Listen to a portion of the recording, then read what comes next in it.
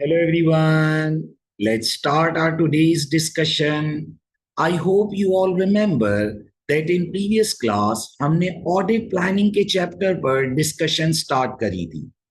In today's class हम audit planning से रिलेटेड पास्ट पेपर डिस्कशन करेंगे एंड ये पास्ट पेपर डिस्कशन हम एग्जाम प्लेटफॉर्म पर करेंगे ताकि आप लोगों को from the very start computer based exam की टेक्निक समझ आ सके. Before starting this question let's take a quick review कि हमने प्रीवियस क्लास में क्या डिस्कशन करी थी. इन प्रीवियस क्लास हमने सबसे पहले ऑडिट प्लानिंग के कॉन्सेप्ट को अंडरस्टैंड किया कि ऑडिट प्लानिंग ऑडिट एक्टिविटी का एक मैंडेटरी फेज है और ऑडिटर पर मैंडेटरी है कि उसने हमेशा ऑडिट एक्टिविटी प्लानिंग फेज से स्टार्ट करनी.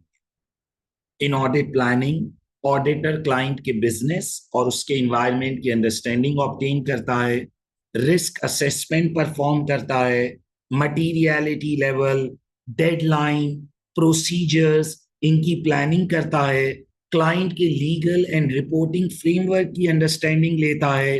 ये तमाम एक्टिविटीज ऑडिटर ऑडिट प्लानिंग के दौरान परफॉर्म करता है. और ये ऑडिट प्लानिंग सिर्फ ऑडिटर ने अपने दिमाग में परफॉर्म नहीं करनी बल्कि उसने इसे डॉक्यूमेंट करना है. And two documents which are produced in audit planning phase they were audit strategy and audit program. I hope आप लोगों को याद है कि तमाम इश्यूज पर डिटेल डिस्कशन हमने प्रीवियस क्लास में करी थी. देन हमने रिस्क असेसमेंट पर डिस्कशन करी दैट एज ऑडिट एक्टिविटी एक रिस्क बेस्ड एक्टिविटी है तो ऑडिटर के लिए बहुत जरूरी है कि उसने क्लाइंट की रिस्क असेसमेंट परफॉर्म करनी है ताकि वो हाई रिस्क एरियाज आइडेंटिफाई कर सके जिस पर उसकी ज्यादा रिसोर्सेज और ज्यादा टाइम स्पेंड करना है. रिस्क असेसमेंट में हमने 3 तरह के रिस्क आइडेंटिफाई किए: business risk, risk of material miss statement and audit risk. Business risk क्या था? कोई भी ऐसा फैक्टर जिसकी वजह से क्लाइंट के प्रॉफिट्स, कैश फ्लोस या गोइंग कंसर्न स्टेटस पर इंपैक्ट आ सकता है. इन इजी वर्ड्स, जो क्लाइंट को उसके ऑब्जेक्टिव्स अचीव करने से रोके, that is regarded as business risk. Risk of material misstatement, जिसकी वजह से फाइनेंशियल स्टेटमेंट में मिस स्टेटमेंट कॉज हो सकती है. एंड देन ऑडिट रिस्क, जिसकी वजह से ऑडिटर का ओपिनियन अफेक्ट हो सकता है.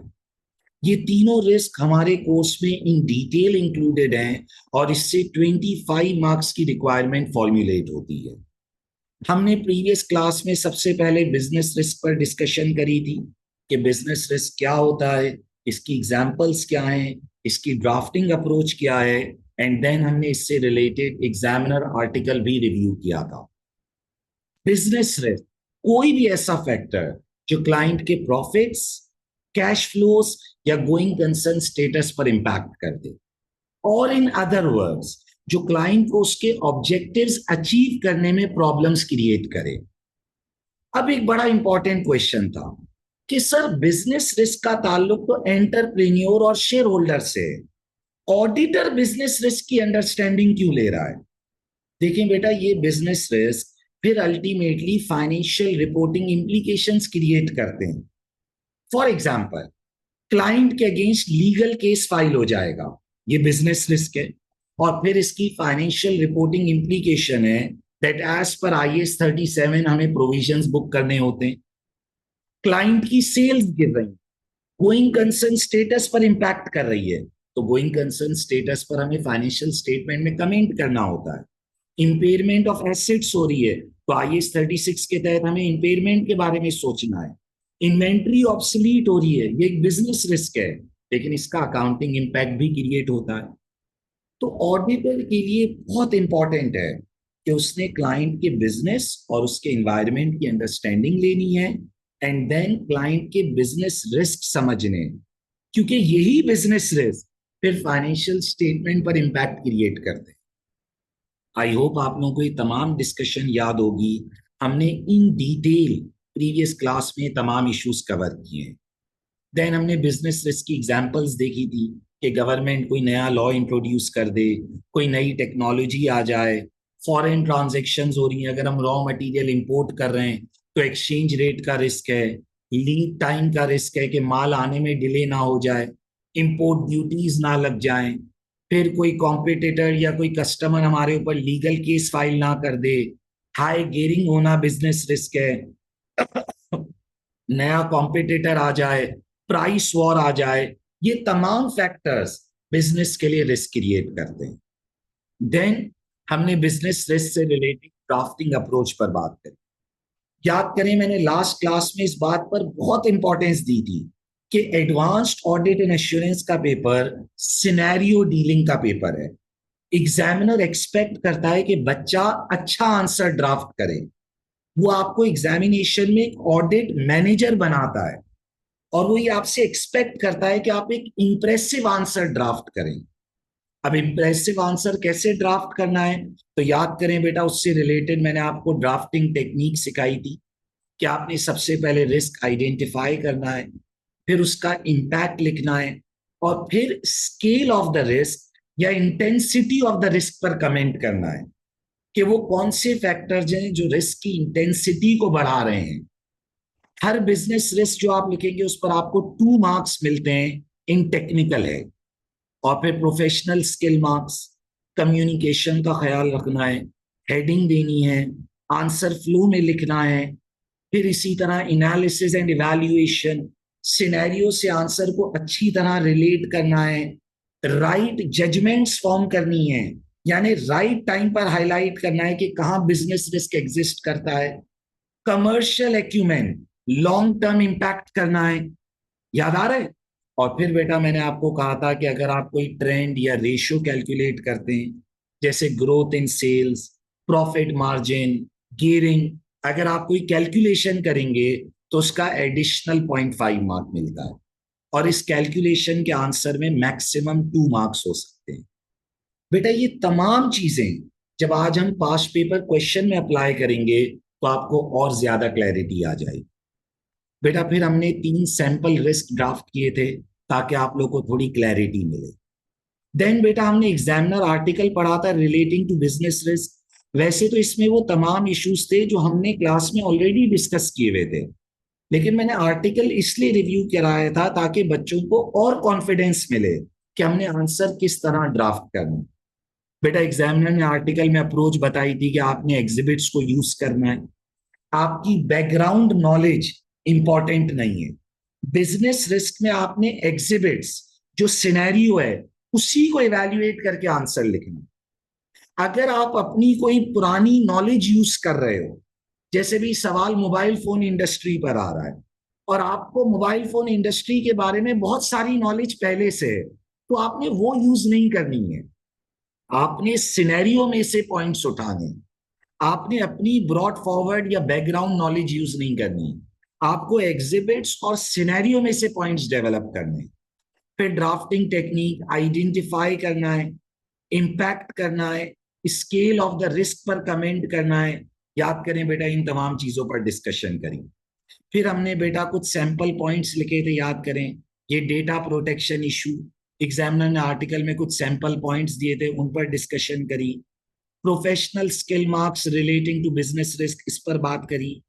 क्या चीजें हमें नहीं करनी है, कि हमें फैक्ट्स को रिपीट नहीं करना, जो रिस्क ऑलरेडी मिटिगेटेड है उसको दोबारा से रेफर नहीं करना, एक्सट्रीम आउटकम्स के बारे में नहीं सोचना। ये तमाम चीजें हमने प्रीवियस क्लास में डिस्कस करी थी। बेटा अब आज की क्लास में हम अपना पास्ट पेपर क्वेश्चन करेंगे रिलेटिंग टू बिजनेस रिस्क। आप लोगों ने बहुत ज्यादा कंसंट्रेशन और पेशेंस के साथ बात सुननी है ताकि आपको चीजें क्लियर हो जाए। बेटा पहला पास्ट पेपर है, तो हो सकता है कि आपको थोड़ा बहुत मुश्किल लगे, लेकिन परेशान नहीं होना। आपको कोई भी क्वेरी हो आप मुझसे मेरे व्हाट्सएप नंबर पर पूछ सकते हो, और हम मल्टीपल पास्ट पेपर्स करेंगे। मैं एटलीस्ट 5 क्वेश्चंस क्लास में कराऊंगा बिजनेस रिस्क के, फिर आपको होमवर्क एंड असाइनमेंट दूंगा।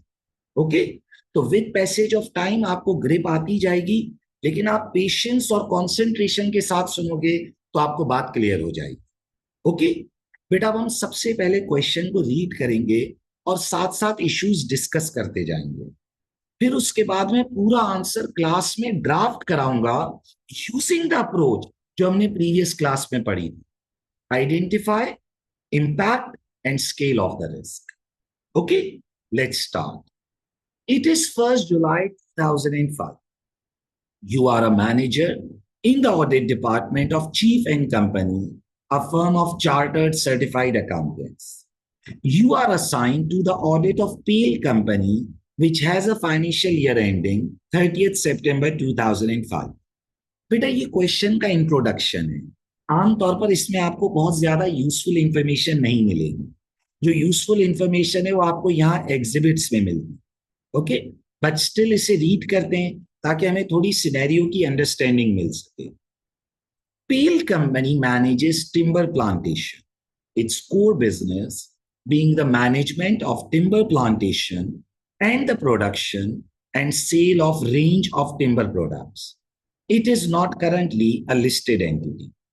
The following exhibits available on the left-hand side of the screen provide information relevant to the question. Exhibit 1 is partner's email, an email which you have received from Harvey Rebus, the audit engagement partner. Exhibit 2 is background information relevant to audit planning. Exhibit 3, notes from the meeting.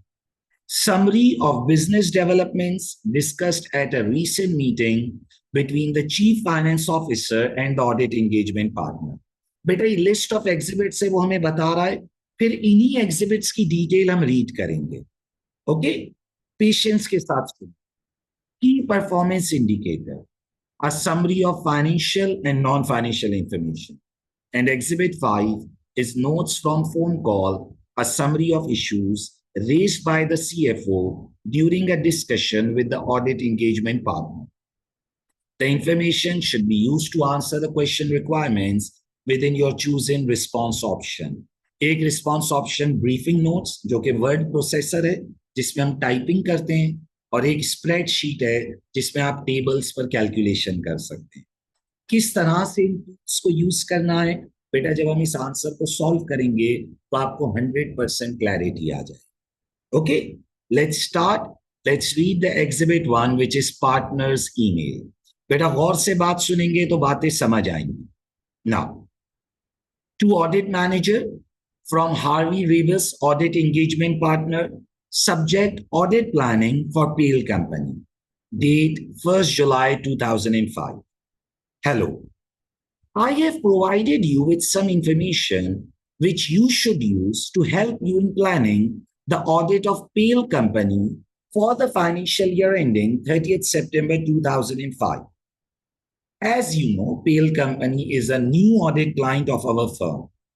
I hope you are looking forward to work on this interesting new client, which is the first timber company we have secured as an audit client. बेटा ये हमारा new audit client है, ये एक audit risk होता है, लेकिन अभी हम बिजनेस रिस्क पढ़ रहे हैं इसलिए हम इसे इग्नोर कर रहे हैं. इस पूरे क्वेश्चन में बिजनेस रिस्क की रिक्वायरमेंट भी थी और ऑडिट रिस्क की रिक्वायरमेंट भी थी, बट अभी हम सिर्फ बिजनेस रिलेटेड इश्यूज पर फोकस करेंगे क्योंकि हमारा पहला टॉपिक बिजनेस रिस्क है. ओके, तो ये हमारा न्यू ऑडिट क्लाइंट है, ये एक ऑडिट रिस्क है. इसका क्लाइंट के बिजनेस से कोई ताल्लुक नहीं है, यानी उसके प्रॉफिट, कैश फ्लोज, इन चीजों से उसका कोई ताल्लुक नहीं है. हमारी फर्म के लिए रिस्क है कि भाई ये क्योंकि न्यू ऑडिट क्लाइंट है तो हमारा ऑडिट ओपिनियन गलत ना हो जाए.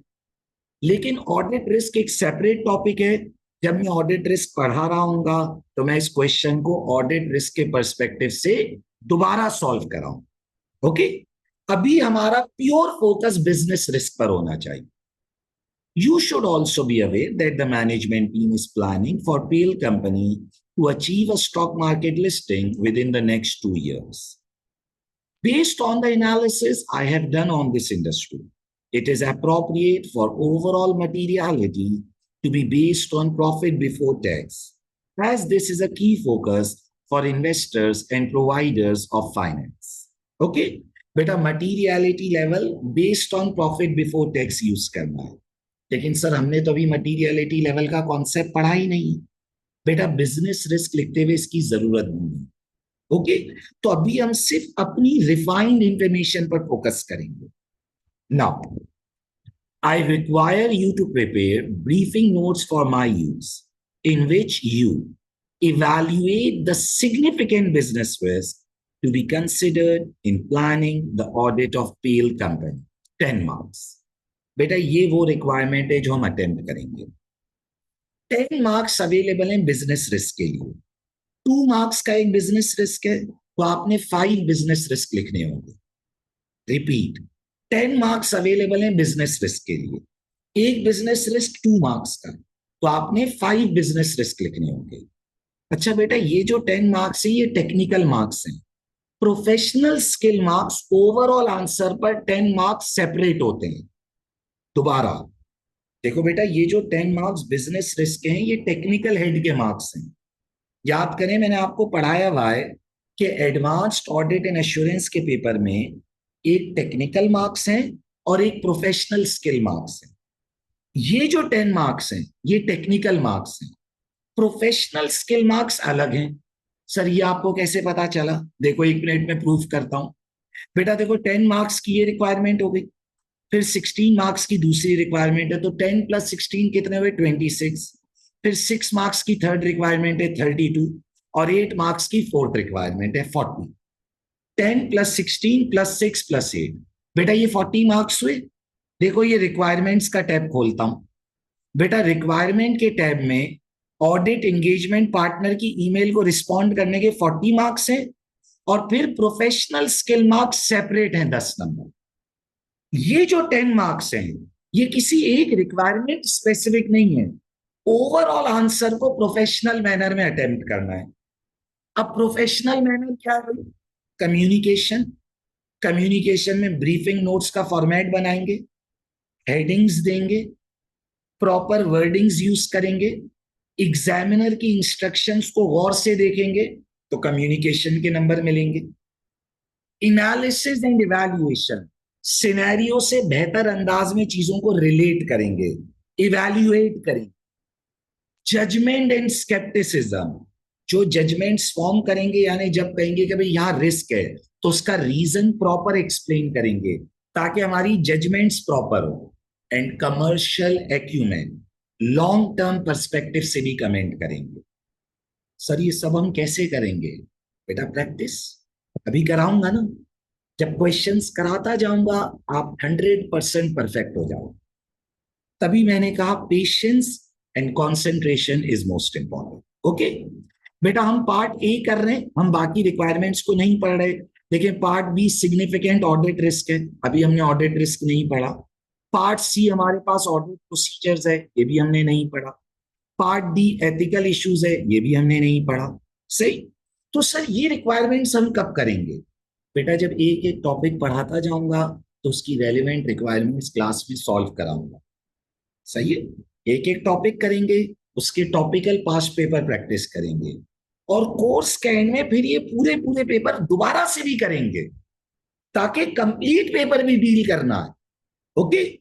एक एक चीज मैं क्लास में कवर कराऊंगा, लेकिन आप लोगों ने पेशेंस और कंसंट्रेशन से बातें सुननी है, जल्दी नहीं करनी. Okay. So part A, evaluate the significant business risk to be considered in planning the audit of PL company, 10 marks. Okay. तो बेटा एग्जिबिट 1 में ये रिक्वायरमेंट्स. एग्जिबिट 2 स्टार्ट करते हैं बैकग्राउंड इंफॉर्मेशन. देखिए बेटा, बेहतर होता है कि पहले आप पूरा क्वेश्चन रीड कर लें. ये मैं इसलिए बोल रहा हूं क्योंकि जब आपने क्वेश्चन पूरा रीड किया हुआ होगा तभी आप इवैल्यूएशंस अच्छी क्रिएट कर सकोगे. क्वेश्चन को रीड करो, डेटा आइडेंटिफाई करो कि कहाँ क्या लिखा हुआ. ओके. फिर जब आप अटेम्प्ट कर रहे होगे तो आप अच्छी इवैल्यूएशंस क्रिएट कर सकोगे. Okay. Let's read background information.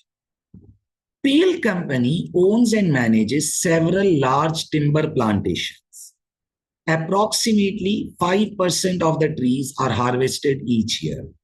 बेटा टिम्बर प्लांटेशन का मतलब ये दरख्त उगाते हैं, फिर उस दरख्त को हार्वेस्ट करते हैं, उसको प्रोसेस करके लकड़ी में कन्वर्ट करते हैं. टिम्बर का, लकड़ी का काम है. अब बच्चे ने कहा सर मुझे तो टिम्बर इंडस्ट्री का आइडिया ही नहीं है, मैं ये सवाल कैसे करूंगा? बेटा आपको आइडिया होना भी नहीं चाहिए. एग्जामिनर कहता है सवाल में जितना मैं बता रहा हूं उसी से अंडरस्टैंड करके आंसर लिखना। तुम्हारी बैकग्राउंड नॉलेज में मुझे कोई इंटरेस्ट नहीं है। अगर तुम अपनी बैकग्राउंड नॉलेज से पॉइंट्स लिखोगे तो उसके कोई नंबर नहीं मिलेंगे। जो सवाल में गिवन है, जो इंफॉर्मेशन वो दे रहा है, ये जो बैकग्राउंड इंफॉर्मेशन इसने दी है, इसे यूज करना। जो तुम्हारी अपनी नॉलेज है दुनिया की, उसको यूज मत करना। सही है? Stick to the scenario. The company immediately processes the timber, which is harvested from felled trees, in its own sawmills, a facility where the trees are processed into logs and other timber products. The processed timber, which is mainly logs and planks of wood, is then sold to a range of customers, including construction companies and furniture manufacturers. Approximately 30% of the timber is exported. Sir company foreign transactions कर रही है, तो export से related क्या risk लिख दें? बेटा कौन सा रिस्क लिखना है, उसमें कितनी ड्राफ्टिंग करनी है, सब अभी नहीं करेंगे। अभी सिर्फ डेटा रीड कर रहे हैं ताकि हमें अंडरस्टैंडिंग मिल सके सिनेरियो की। ओके, तो बेटा पेल कंपनी टिम्बर प्लांटेशन का बिजनेस करती है, दरख्त उगाती है, फिर वो दरख्त हार्वेस्ट होते हैं यानी कटते हैं, फिर उन्हें प्रोसेस करके वो लॉग्स और अदर टिम्बर प्रोडक्ट्स में कन्वर्ट कर देती है। टिम्बर माने लकड़ी की प्रोडक्ट्स। देन फिर वो सेल करती है range of customers including construction companies and furniture manufacturers. 30% of the timber ये एक्सपोर्ट भी करते हैं। Okay, now your firm was appointed as an auditor to Pale Company in March 2005, following the resignation of the previous auditor, Hare Associates.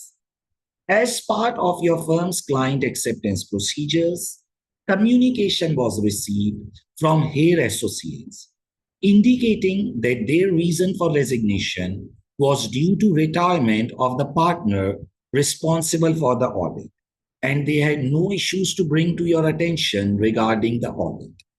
बेटा again इस पूरे paragraph का ताल्लुक audit risk से, कि हमने इस साल ऑडिट शुरू किया है, जो प्रीवियस ऑडिटर है उसने रिजाइन किया था, लेकिन कोई एथिकल इशू नहीं था उसके रेजिग्नेशन के पीछे।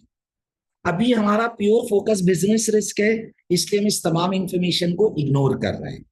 सर क्या इस पर आप प्रैक्टिस कराएंगे? यस बेटा, जब मैं रेलेवेंट टॉपिक पढ़ाऊंगा तो ये सब इंफॉर्मेशन को यूज करना भी सिखाऊंगा। अभी सिर्फ बिजनेस निकालने क्लाइंट के।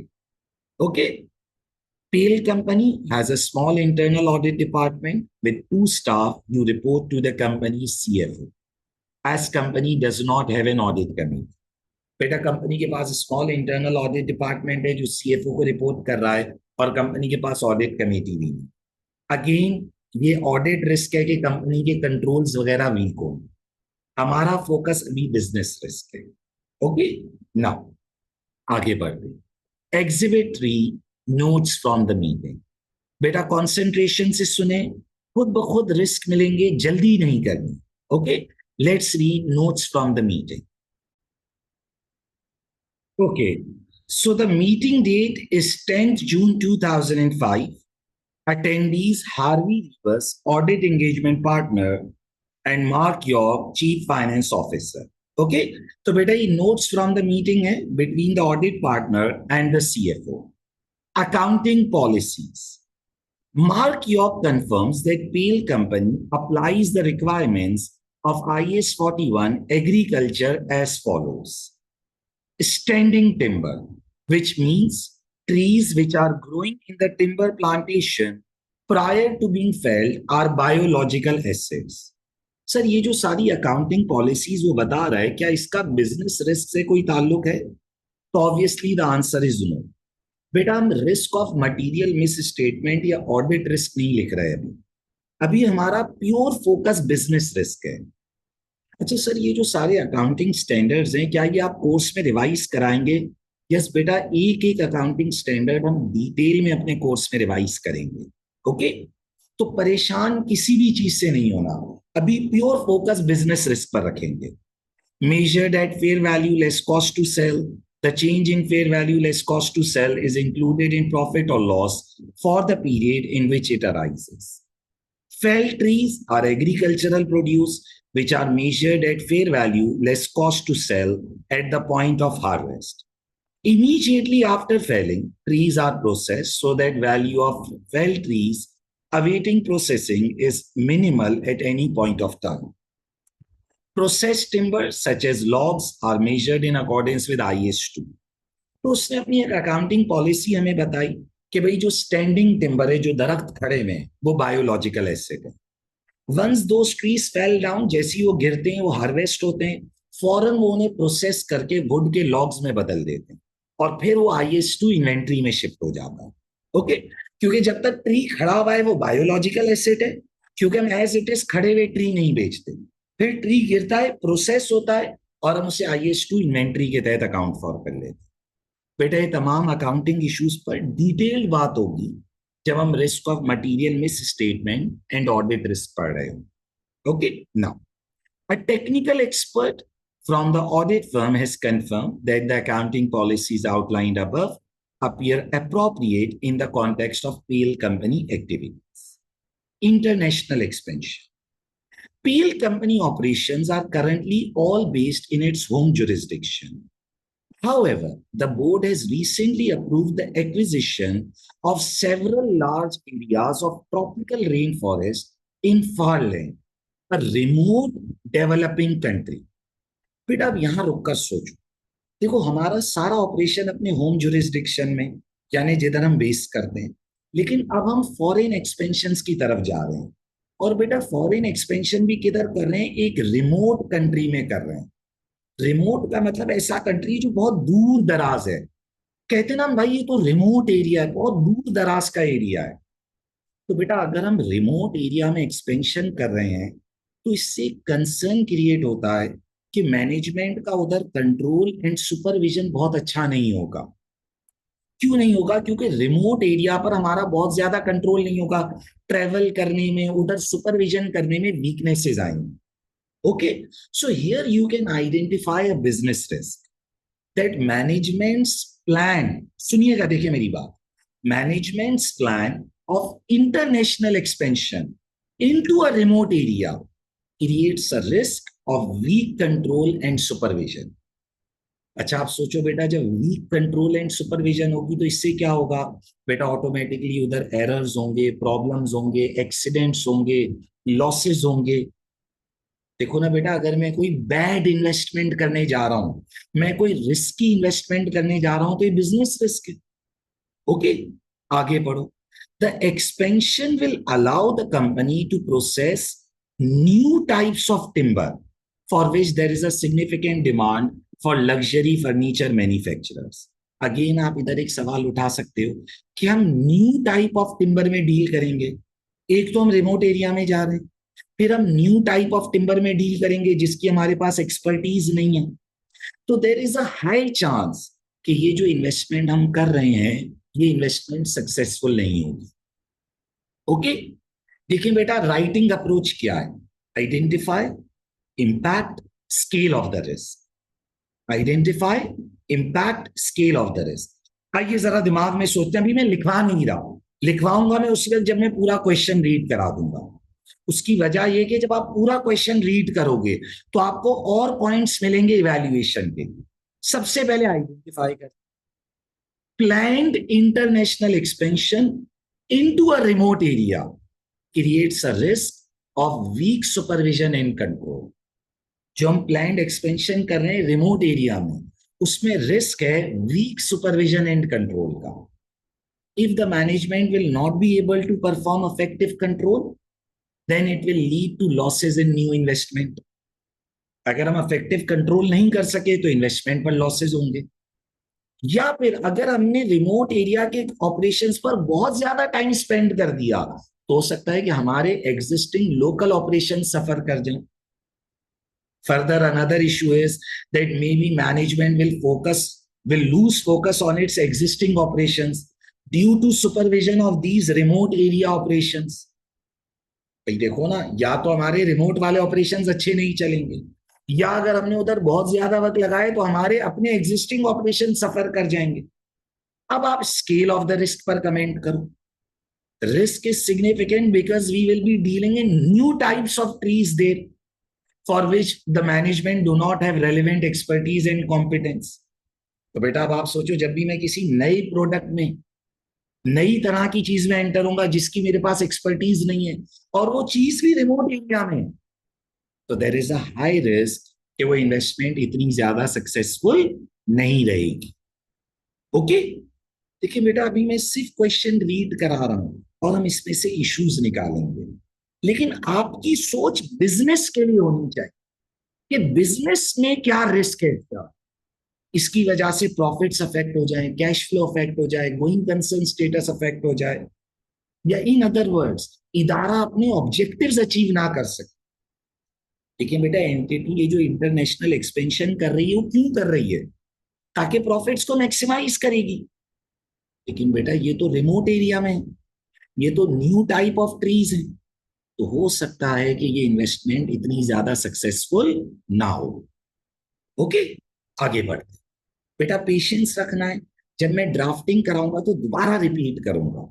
ओके, आगे बढ़ते। The acquisition of the areas of the rainforest will cost $25 million and purchase is due to take place in August 2005. The cost of $25 million is equivalent to the fair value of the rainforest. Farland uses the same currency as Pale Company, so the expansion is not creating foreign exchange risk exposure to the company. देखिए, ये बहुत important बात है, बच्चा सवाल को गौर से पढ़े। अगर किसी ने ये लिख दिया कि इंटरनेशनल एक्सपेंशन से फॉरेक्स रिस्क क्रिएट हो रहा है, फॉरेन एक्सचेंज एक्सपोजर क्रिएट हो रहा है, गया, एक तो उस पॉइंट के नंबर नहीं मिलेंगे, प्लस एग्जामिनर उसके प्रोफेशनल स्किल के नंबर काट लेगा कि भाई इसकी तो कम्युनिकेशन ही वीक है, इसको सवाल पढ़ना नहीं आता। मैंने क्लियरली कहा है कि फॉरेन एक्सचेंज रिस्क है ही नहीं, क्योंकि जिस कंट्री में हम जा रहे हैं वो सेम करेंसी यूज कर रहे हैं। तो बेटा प्लीज क्वेश्चन को गौर से पढ़ें और पॉइंट लिखने की जल्दी ना करें। अब देखें बेटा, जिस बच्चे ने यहां से यहां तक पढ़कर आंसर लिख दिया, देखो ना, यहां से यहां तक बिजनेस लिख सकता है, जो सिर्फ इतना पढ़कर रिस्क लिख देगा वो फॉरेन एक्सचेंज रिस्क भी डाल देगा और वहां गलती हो जाएगी, क्योंकि आखिरी पैराग्राफ में उसने कहा कि भाई फॉरेन एक्सचेंज का तो रिस्क ही नहीं है। तो बेटा प्लीज पहले पढ़ा करिए, गौर से पढ़ना है और फिर लिखना है। ओके, आगे बढ़ते हैं। The purchase is being funded through a share issue to existing and new shareholders who are mainly family members of Pale family, who established the company 20 years ago. A share issue was the only option for funding the international expansion as the company is at the limit of its bank borrowing agreement. इससे indicate हो रहा है कि company का date बहुत ज्यादा है, gearing बहुत ज्यादा है, तो ये भी एक कंसर्न हो सकता है कि भाई company has very high gearing, वो अपने बैंक बोरोइंग लिमिट पर मौजूद हैं। अगर उन्हें अर्जेंटली फंड्स की जरूरत पड़ी तो बेटा बैंक बोरोइंग एक इजी सोर्स ऑफ फाइनेंस होता है, और जब आप बैंक बोरोइंग की लिमिट पर हो तो आप फंडिंग रेज नहीं कर सकोगे। ओके, आगे बढ़ते हैं। An international development agency has agreed to provide a grant of $20 million to assist Pale Company in its farmland expansion, on the condition that the expansion represents sustainable and ethical business practices. The grant is provided specifically for training the local workforce and building accommodation for the workforce in a town near to the rainforest. तो हमें $20 million की grant मिल रही है in relation to this expansion, लेकिन ये grant बेटा purchasing के लिए नहीं है। रेन फॉरेस्ट परचेज अलग होगा। देखो, रेन फॉरेस्ट जो परचेज हो रहा है वो तो $25 मिलियन का हो रहा है। ये जो ग्रांट मिल रही है ये क्यों मिल रही है बेटा? कि हमें वहां लोकल वर्कफोर्स को ट्रेन करना है और अकोमोडेशंस बिल्डअप करना है। ओके, आगे बढ़ते हैं, इधर कोई रिस्क नहीं, आगे बढ़ते हैं। The grant is due to be received in September 2005 and relevant expenditure will start in November 2005. Mark York is planning to recognize half of the amount received as income in the year's financial statement on the basis that it will cover some of the management expenses in planning the international expansion. बेटा देखो, वो half of the grant को recognise कर रहा है। Again ये financial statement का issue है कि एज पर IS 20, याद करें, एज पर IS 20 ग्रांट्स ये ग्रांट अभी इनकम नहीं बुक हो सकती, it should be booked as an unearned income, deferred income, क्योंकि ये ग्रांट मिली थी training of local workforce and building accommodation के लिए, ये मैनेजमेंट एक्सपेंसेस के लिए नहीं मिली। सही। लेकिन सर अभी हम इन तमाम चीजों को इग्नोर कर रहे हैं, क्योंकि हम IAS 20 ग्रांट, फाइनेंशियल स्टेटमेंट, इसकी बातें ही नहीं कर रहे। अभी फोकस है बिजनेस रिस्क, और बिजनेस को एक ग्रांट मिल रही है जो अच्छी बात है। बुक्स में रिकग्नाइज कब होगी इसका बिजनेस रिस्क से कोई ताल्लुक नहीं है। सर ये IAS 20 मुझे कैसे आएगा, ये मैं कैसे लिखूंगा अकाउंटिंग रिस्क? बेटा एक एक चीज इन डेप्थ पढ़ाई जाएगी, स्टैंडर्ड्स का रिवीजन होगा, तो स्ट्रेस लेना ही नहीं है। ओके, अभी बिजनेस रिस्क पर फोकस करो, इसके अलावा कुछ भी मत सोचना। ओके, बाकी जो जो चीज जब टॉपिक पढ़ाऊंगा तो रेलिवेंट रिविजन्स भी कराऊंगा। ओके, आगे बढ़ते हैं। Gold standard. The company is proud to have recently been awarded an industry gold standard accreditation for its sustainable timber management. To achieve the gold standard, which denotes the highest possible level of sustainable timber management and ethical business practices, the company must adhere to a number of strict standards. बेटा company के पास एक gold standard recognition है, accreditation है, समझे कि एक certificate है कि भाई हम गोल्ड स्टैंडर्ड हैं, और ये इसलिए मिलता है कि हम टिम्बर को सस्टेनेबल मैनर में, सस्टेनेबल माने लॉन्ग टर्म, कि हम एक साथ बहुत ज्यादा ट्रीज नहीं काट देते, हम रेयर स्पीशीज का ख्याल रखें, सस्टेनेबल मैनर में काम करते। सही। और हमारा बिजनेस प्रैक्टिस एथिकल है, इसकी बेसिस पर हमें ही मिला। This include maintaining the biodiversity of timber plantation, ensuring that rare species of trees are not harvested, and that the animal habitats within the tree plantation are preserved. कि हम जो rare trees है उन्हें ना काट दें, एनिमल्स को ना नुकसान पहुंचाएं। Okay, to maintain the gold standard accreditation, one condition is that at least 80% of the timber sold must be harvested according to the strict standards set by the industry regulator. The gold standard applies to all of the company activities, including the farmland expansion. तो बेटा हमें grant से related detail दी और gold standard से related detail. Okay, आगे बढ़। अभी तक हमें कोई कंसर्न नजर नहीं आ रहा। हाँ, आप ये आर्ग्यू कर सकते हो कि भाई we may lose this gold standard accreditation, लेकिन वो लूज होने से क्या होगा, अभी तक हमें रेलिवेंट इंफॉर्मेशन नहीं मिली, और मजीद रीड करेंगे तो और बातें एक्सप्लोर होंगी। ओके, आगे बढ़ते। देखो बेटा, बच्चे पेपर में परेशान हो जाते हैं, यार सर मैंने इतना पढ़ लिया मुझे रिस्क नहीं मिला। नहीं, पेशेंस। एग्जामिनर ने हर रिस्क की डिटेलिंग दी हुई है, आपने स्लो स्लो करके पढ़ना है, चीजों को गौर से पढ़ना है, रिस्क अपने आप मिलेंगे। Okay, contract with royal company. The company's revenue has increased this year, largely due to it signing a significant contract with a new customer, Royal Company. The contract was signed on the basis of PL Company receiving the gold standard accreditation for its timber. तो बेटा अगर company अपना gold standard accreditation loose कर जाती है तो ये royal company का कॉन्ट्रैक्ट भी चला जाएगा, क्योंकि ये कॉन्ट्रैक्ट मिला ही इसलिए था क्योंकि हमारे पास गोल्ड स्टैंडर्ड एक्रीडिएशन है। Okay sir, gold standard accreditation क्यों लूज हो जाएगी, इसकी कोई इंडिकेशन है? सवाल पढ़े, मिलेगी, खुद डेटा मिलेगा, जल्दी नहीं करनी। Legal case. A group of employees has recently commenced a legal action against the company, claiming that breaches of health and safety guidelines regularly take place. The company has made some redundancies this year, which has put pressure on the remaining staff to work harder in order to maintain productivity. The employees are alleging that this has caused an increase in number of accidents at work, some of which resulted in fatalities. देखो बेटा, अब इधर problem है, एक तो legal case file हुआ ही अपने आप में बिजनेस रिस्क है, एक तो लीगल केस फाइल हुआ ही अपने आप में बिजनेस रिस्क है कि अगर हम लीगल केस हार गए तो हमें पैसे देने पड़ेंगे, हमारी रेप्यूटेशन लूज होगी। और देखो कंपनी जो बिजनेस कर रही है वो अनएथिकल मैनर है, ये कि आपने बंदे निकाल दिए और लो वर्क फोर्स पर काम कर रहे हो और उसकी वजह से एक्सीडेंट्स हो रहे हैं। बेटा ये तो अनएथिकल बिजनेस प्रैक्टिस है ना, कि आपके यहाँ एक्सीडेंट्स हो रहे हैं, आपने इंप्लॉइज निकाले और आप कम इंप्लॉइज पर ज्यादा स्ट्रेस दे रहे हो, आप उनसे इंक्रीज नंबर ऑफ आवर्स काम करवा रहे हो, work harder, employees are alleging that there is increase in number of accidents, तो ये तो सब अनएथिकल बिजनेस प्रैक्टिस। और अनएथिकल बिजनेस प्रैक्टिस एक प्रॉब्लम है भाई। बेटा ये गोल्ड स्टैंडर्ड एक्रीडिएशन की भी कंडीशन थी कि आपने एथिकल बिजनेस प्रैक्टिस रखनी है। और याद करें ऊपर जो ग्रांट मिल रही है इंटरनेशनल एजेंसी की, उधर भी कंडीशन थी कि एथिकल बिजनेस प्रैक्टिस रखनी है। तो अगर हम एम्प्लॉइज का ये क्लेम हार गए, अगर ये बात कोर्ट में प्रूव हो गई, तो ग्रांट भी हाथ से निकल जाएगी और गोल्ड स्टैंडर्ड एक्रीडिएशन भी चली जाएगी। अगर ग्रांट चली गई, $20 मिलियन, बड़ा अमाउंट है, लूज हो जाएगा।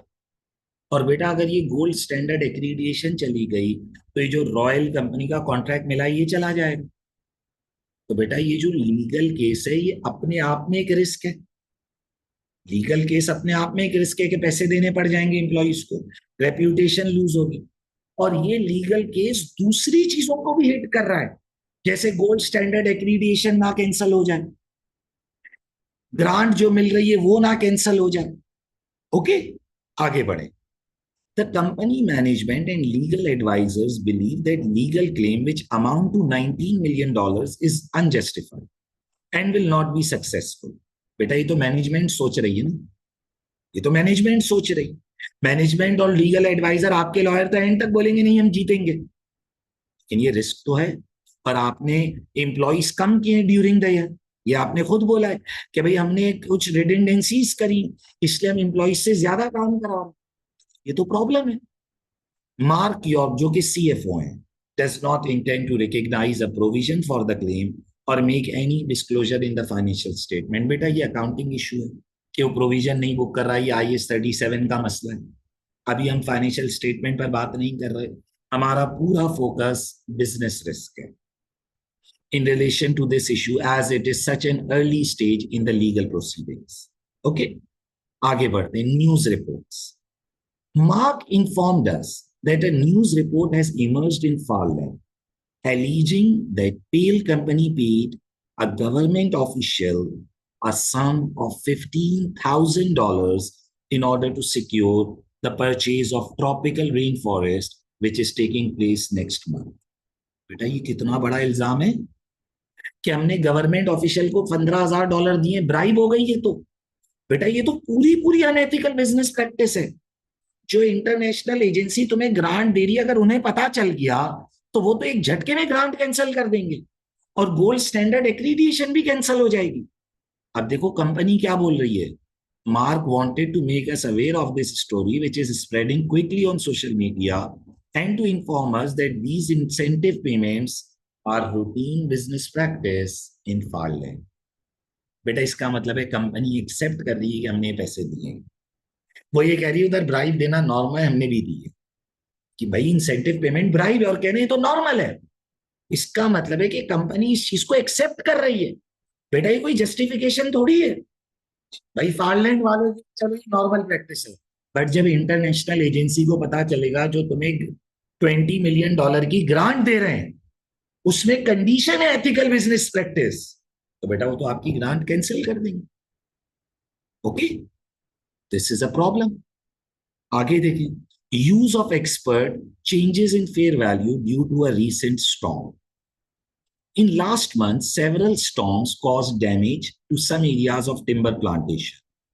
An independent expert has been appointed by management to determine the extent of damage and quantify any financial implications, including determination of the change in fair value of the standing trees which have been damaged by the storm. The expert report indicates that a large number of trees have been completely destroyed and many have been badly damaged. बेटा business risk है।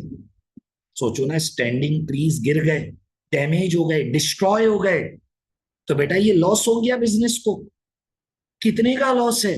Based on the expert report, management has determined that a reduction in fair value of $7.5 million should be recognized in respect of timber plantation. बेटा $7.5 million का loss है, ये business risk नहीं। Loss हो गया हमें during the year, और फिर थोड़ा सा कमर्शियल एक्यूमेन लगाओ बेटा। स्टैंडिंग ट्रीज खराब हो गए, स्टैंडिंग ट्रीज डिस्ट्रॉय हो गए बेटा। सोचो, जब तुम्हारे स्टैंडिंग ट्रीज डिस्ट्रॉय हो गए तो तुम्हारी पूरी बिजनेस साइकिल सफर करेगी। तुम उसी स्टैंडिंग ट्रीज को हार्वेस्ट करते थे राइट टाइम पर।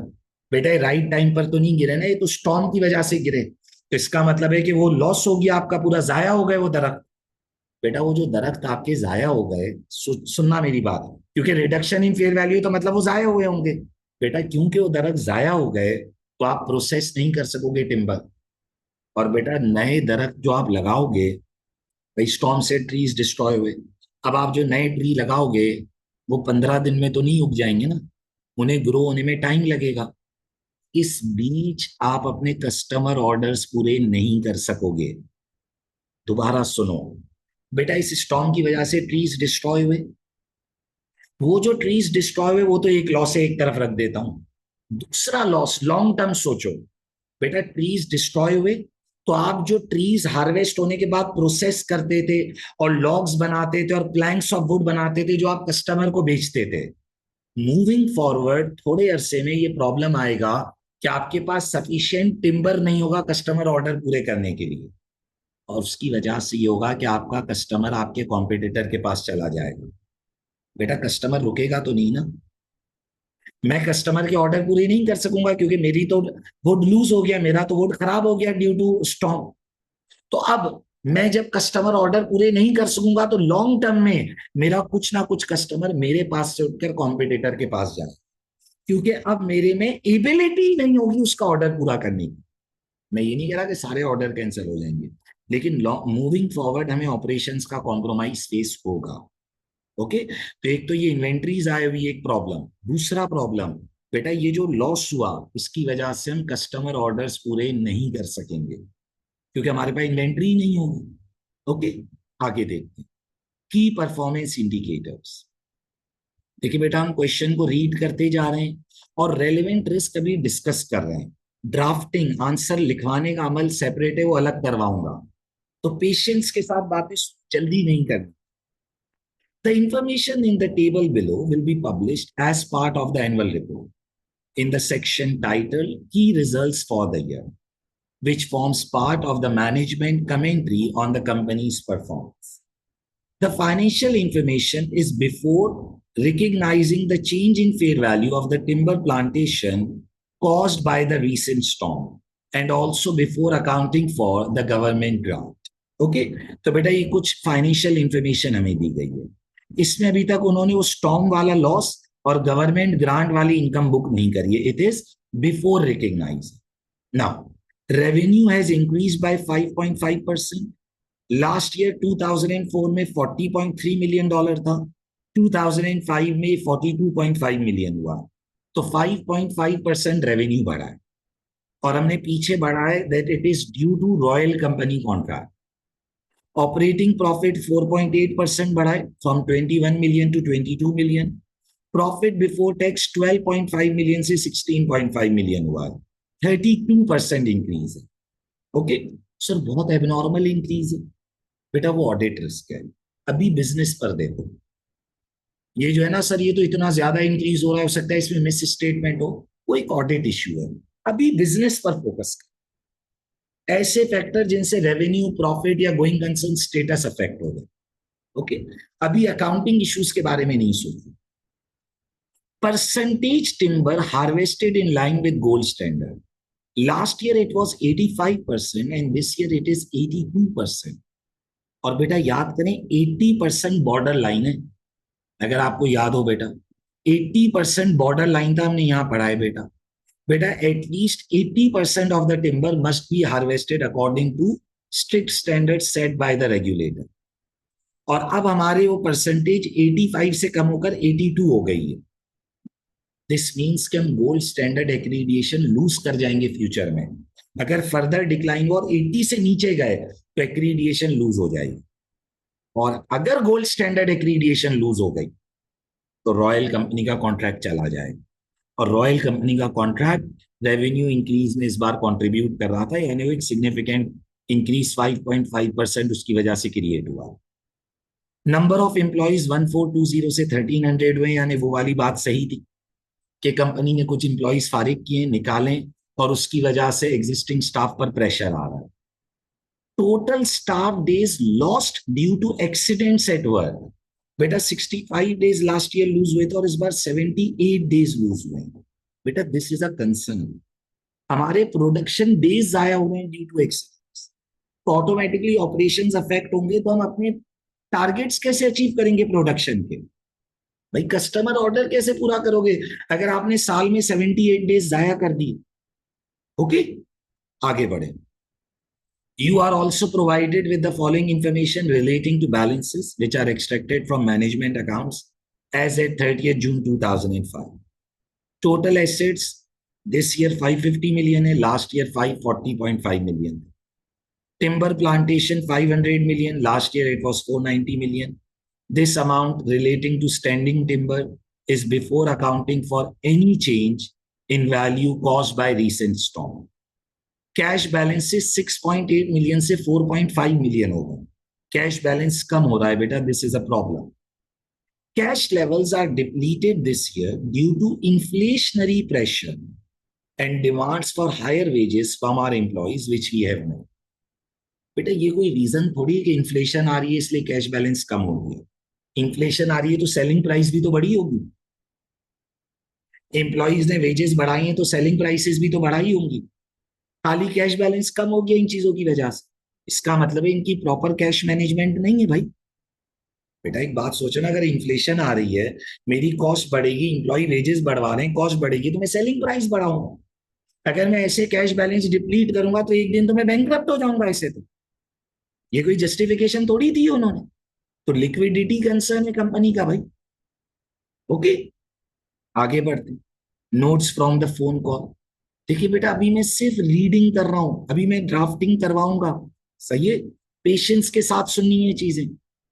Notes from a phone call yesterday between Harvey Rivers, audit engagement partner, and Mark Yaw. Request from Mark Yaw. Peel Company publishes a wide range of non-financial, social, and key performance indicators as part of the annual report, including the three shown as part of Exhibit 4. Mark has asked if our firm can provide assurance on these KPIs as part of performing the annual audit. यानी बेटा वो हमसे request कर रहे हैं कि हम other services भी प्रोवाइड करें। अगेन ये एथिकल इशू है, इसका बिजनेस रिस्क से ताल्लुक, क्योंकि बीइंग एन ऑडिटर हम अदर सर्विसेज प्रोवाइड नहीं करते। Mark has suggested that in order to pay for this extra work, the agreed audit fees will be increased by 20%, assuming that assurance provided on KPIs is favorable. बेटा ये ethical concern का head है, हम ethical issues और safeguards पर बात करते हैं, बिजनेस रिस्क का मसला नहीं। बिजनेस रिस्क पर अभी फोकस करना है, बाकी तमाम चीजें इग्नोर कर रहे हैं। Okay, requirement, respond to the instructions in the email from the audit engagement partner 40 marks and then 10 marks are professional skills. Okay, तो बेटा देखें, आंसर को ड्राफ्ट करने से पहले एक बार पार्टनर ईमेल अगर मैं देख लूं, तो बेटा पार्टनर ईमेल में आप देखने हम अटेम्प्ट कर रहे हैं part A, significant business risk to be considered in planning the audit 10 marks, और हमने ब्रीफिंग नोट्स प्रिपेयर करना है। बेटा कॉन्सेंट्रेशन के साथ बात सुनिएगा, ब्रीफिंग नोट्स किस तरह से प्रिपेयर होते हैं, किस चीज को कैसे डील करना है, सब चीजें मैं सिखाऊंगा, स्टेप बाय स्टेप चलेंगे। ओके, तो बेटा सबसे पहले हम ब्रीफिंग नोट्स का फॉर्मेट बनाएंगे ताकि हमें प्रोफेशनल स्किल मार्क्स में कम्युनिकेशन के मार्क्स मिल सके। कैसे बनाना है वो फॉर्मेट, गौर से देखिएगा। देखिए बेटा ये जो डेटा गिवन है ना, इसको एज इट इज कॉपी करेंगे, अप्रोच को सीखिएगा। ओके, इसको कॉपी करते हैं, इधर आते हैं बेटा। क्वेश्चन है हमारा पेल कंपनी, क्वेश्चन की हेडिंग दे देते हैं। ओके, और ये हमने जो डेटा वहां से कॉपी किया उसको पेस्ट कर दिया, कंट्रोल सी से कॉपी किया और कंट्रोल वी पेस्ट कर दिया। बेटा इसकी लाइंस ब्रेक कर रहे हैं। अब देखिए बेटा ब्रीफिंग नोट्स का फॉर्मेट बना रहे हैं। सही, इधर मैंने हेडिंग दे दी ब्रीफिंग नोट्स। सही बेटा, अब करना क्या है, गौर से सुनिएगा बेटा तो बात समझ आएगी। बेटा हमें जो क्वेश्चन में ईमेल आई हुई थी वो किसने भेजी थी? To audit manager from Harvey Rebus. अब हम जवाब दे रहे हैं, अब हम रिस्पॉन्ड कर रहे हैं। तो हम रिस्पॉन्ड कैसे करेंगे, सुनिएगा बेटा। हम टू और फ्रॉम को स्विच कर देंगे। ये देखो बेटा, ये जो फ्रॉम वाला हेड है इसे मैंने कट किया और ऊपर पेस्ट कर दिया, और ये जो टू था इसको मैं नीचे ले आया। सर ये आपने क्या किया, मुझे समझ नहीं आया। बेटा देखो, मैं जवाब दे रहा हूं, मैं जवाब दे रहा हूं ना बेटा। तो जो मुझे ईमेल आई है मैं उसे रिस्पॉन्ड कर रहा हूं। मुझे ईमेल कैसे आई थी, to audit manager from Harvey Rebus. तो मैंने क्या कर दिया, to Harvey Rebus from audit manager. Clear है। देखो बेटा, अप्रोच को सीखोगे तो आपको बातें समझ आएंगी। ब्रीफिंग नोट्स के सिंपल मार्क्स होते हैं। ये फॉर्मेट आप बनाओगे, आपको कम्युनिकेशन हेड में 1 नंबर मिल जाएगा। कैसे बनाना है सीखो बेटा। पार्टनर्स ईमेल में ये जो डेटा है इसे एज इट इज कॉपी करो और इसको यहां पेस्ट किया, और क्या किया, टू और फ्रॉम को स्विच कर दिया। उधर फ्रॉम हार्वी रीबस था, अभी हो गया to Harvey Rebus audit engagement partner. उधर टू ऑडिट मैनेजर था, अभी हो गया फ्रॉम ऑडिट मैनेजर। सब्जेक्ट बेटा, सब्जेक्ट में आर ई ऐड कर दो। R E means reply, audit planning for Pale Company. Date 1 July 2005। Date जो क्वेश्चन में गिवन है वो रेफर करनी है, अपनी एग्जाम की डेट मत लिख देना। ओके। और अब आप लिखेंगे इंट्रोडक्शन। अब इंट्रोडक्शन कैसे लिखना है ये भी सिखाता हूं, गौर से देखें बेटा। सर प्लीज रिपीट करें, बात समझ नहीं आई, थोड़ा कंफ्यूज हो रहे हैं। कोई मसला नहीं है। देखो बेटा, पहला क्वेश्चन है, गौर से सुनो, एक एक चीज समझ आई। बेटा ब्रीफिंग नोट्स का फॉर्मेट बनाना, कम्युनिकेशन के मार्क्स हैं प्रोफेशनल स्किल्स में। कैसे बनाना है बेटा, क्वेश्चन की हेडिंग दी, ब्रीफिंग नोट्स की हेडिंग दी। अब टू, फ्रॉम, सब्जेक्ट और डेट, ये कैसे मिलेगा, क्वेश्चन में गए बेटा, इसको कॉपी किया, जो उसने लिखा हुआ है उसको स्विच कर दें बस। उसने टू ऑडिट मैनेजर लिखा है, अब हम जवाब दे रहे हैं तो फ्रॉम ऑडिट मैनेजर हो गया। बेटा हम रिस्पॉन्ड कर रहे हैं ना, उसने फ्रॉम हार्वी रीबस लिखा है, अब हमने टू हार्वी रीबस कर दिया, और सब्जेक्ट से पहले बेटा हमने आर ई रिप्लाई ऐड कर दिया। ओके। डेट आ गई, अब इंट्रोडक्शन लिखना। इंट्रोडक्शन कैसे लिखना है, गौर से देखिएगा। These briefing notes, these briefing notes include detail in relation to audit planning for tail company for the year ended. क्या year end है बेटा, देखो, for the year ended 30th September 2005। बेटा बिल्कुल नॉर्मल मैनर में लिखना है, स्ट्रेस लेना ही नहीं है। For the year ended 30th September 20x5। बेटा अब देखो ये स्टैंडर्ड रहेगा। These briefing notes include detail, ये जो है ये सेम रहेगा हर बार। In relation to audit planning for, फिर क्लाइंट का नाम डाल दो, पेल कंपनी, फिर for the year ended, year end question में से देखकर पुट कर दो। ओके बेटा, अब एक एक रिक्वायरमेंट को रेफर करेंगे। पहली रिक्वायरमेंट क्या है, evaluate the significant business risk to be considered in planning the audit of PAIL company. Okay. अब एक एक रिक्वायरमेंट को रेफर करेंगे इंट्रोडक्शन में, लेकिन ब्रीफली रेफर करेंगे। These briefing notes include detail relating to significant business risks to be considered in planning of audit for PAIL company. बेटा एक एक रिक्वायरमेंट को रेफर करते जाए। These briefing notes include detail relating to significant business risks to be considered in planning of audit for PAIL company. दूसरी requirement क्या है, evaluate and prioritize the significant audit risk to be considered in planning the audit for PAIL company for the year ended 30th September 2005. Second requirement है audit risk, उसे refer कर दें। Further, significant audit risks are also included in these briefing notes. बेटा जो significant audit risk हैं वो भी consider किए गए। और क्या है बेटा, third requirement, audit procedures to be performed in relation to the change in fair value of the timber plantation asset caused by the recent storm. यहीं से मैंने कॉपी किया, control C. Okay, then audit procedures to be performed in relation to the change in fair value of the timber plantation asset caused by recent storms are also included in these briefing notes. Okay, और फिर last requirement क्या है बेटा, मैं सब repeat करूंगा, patience से सुनना.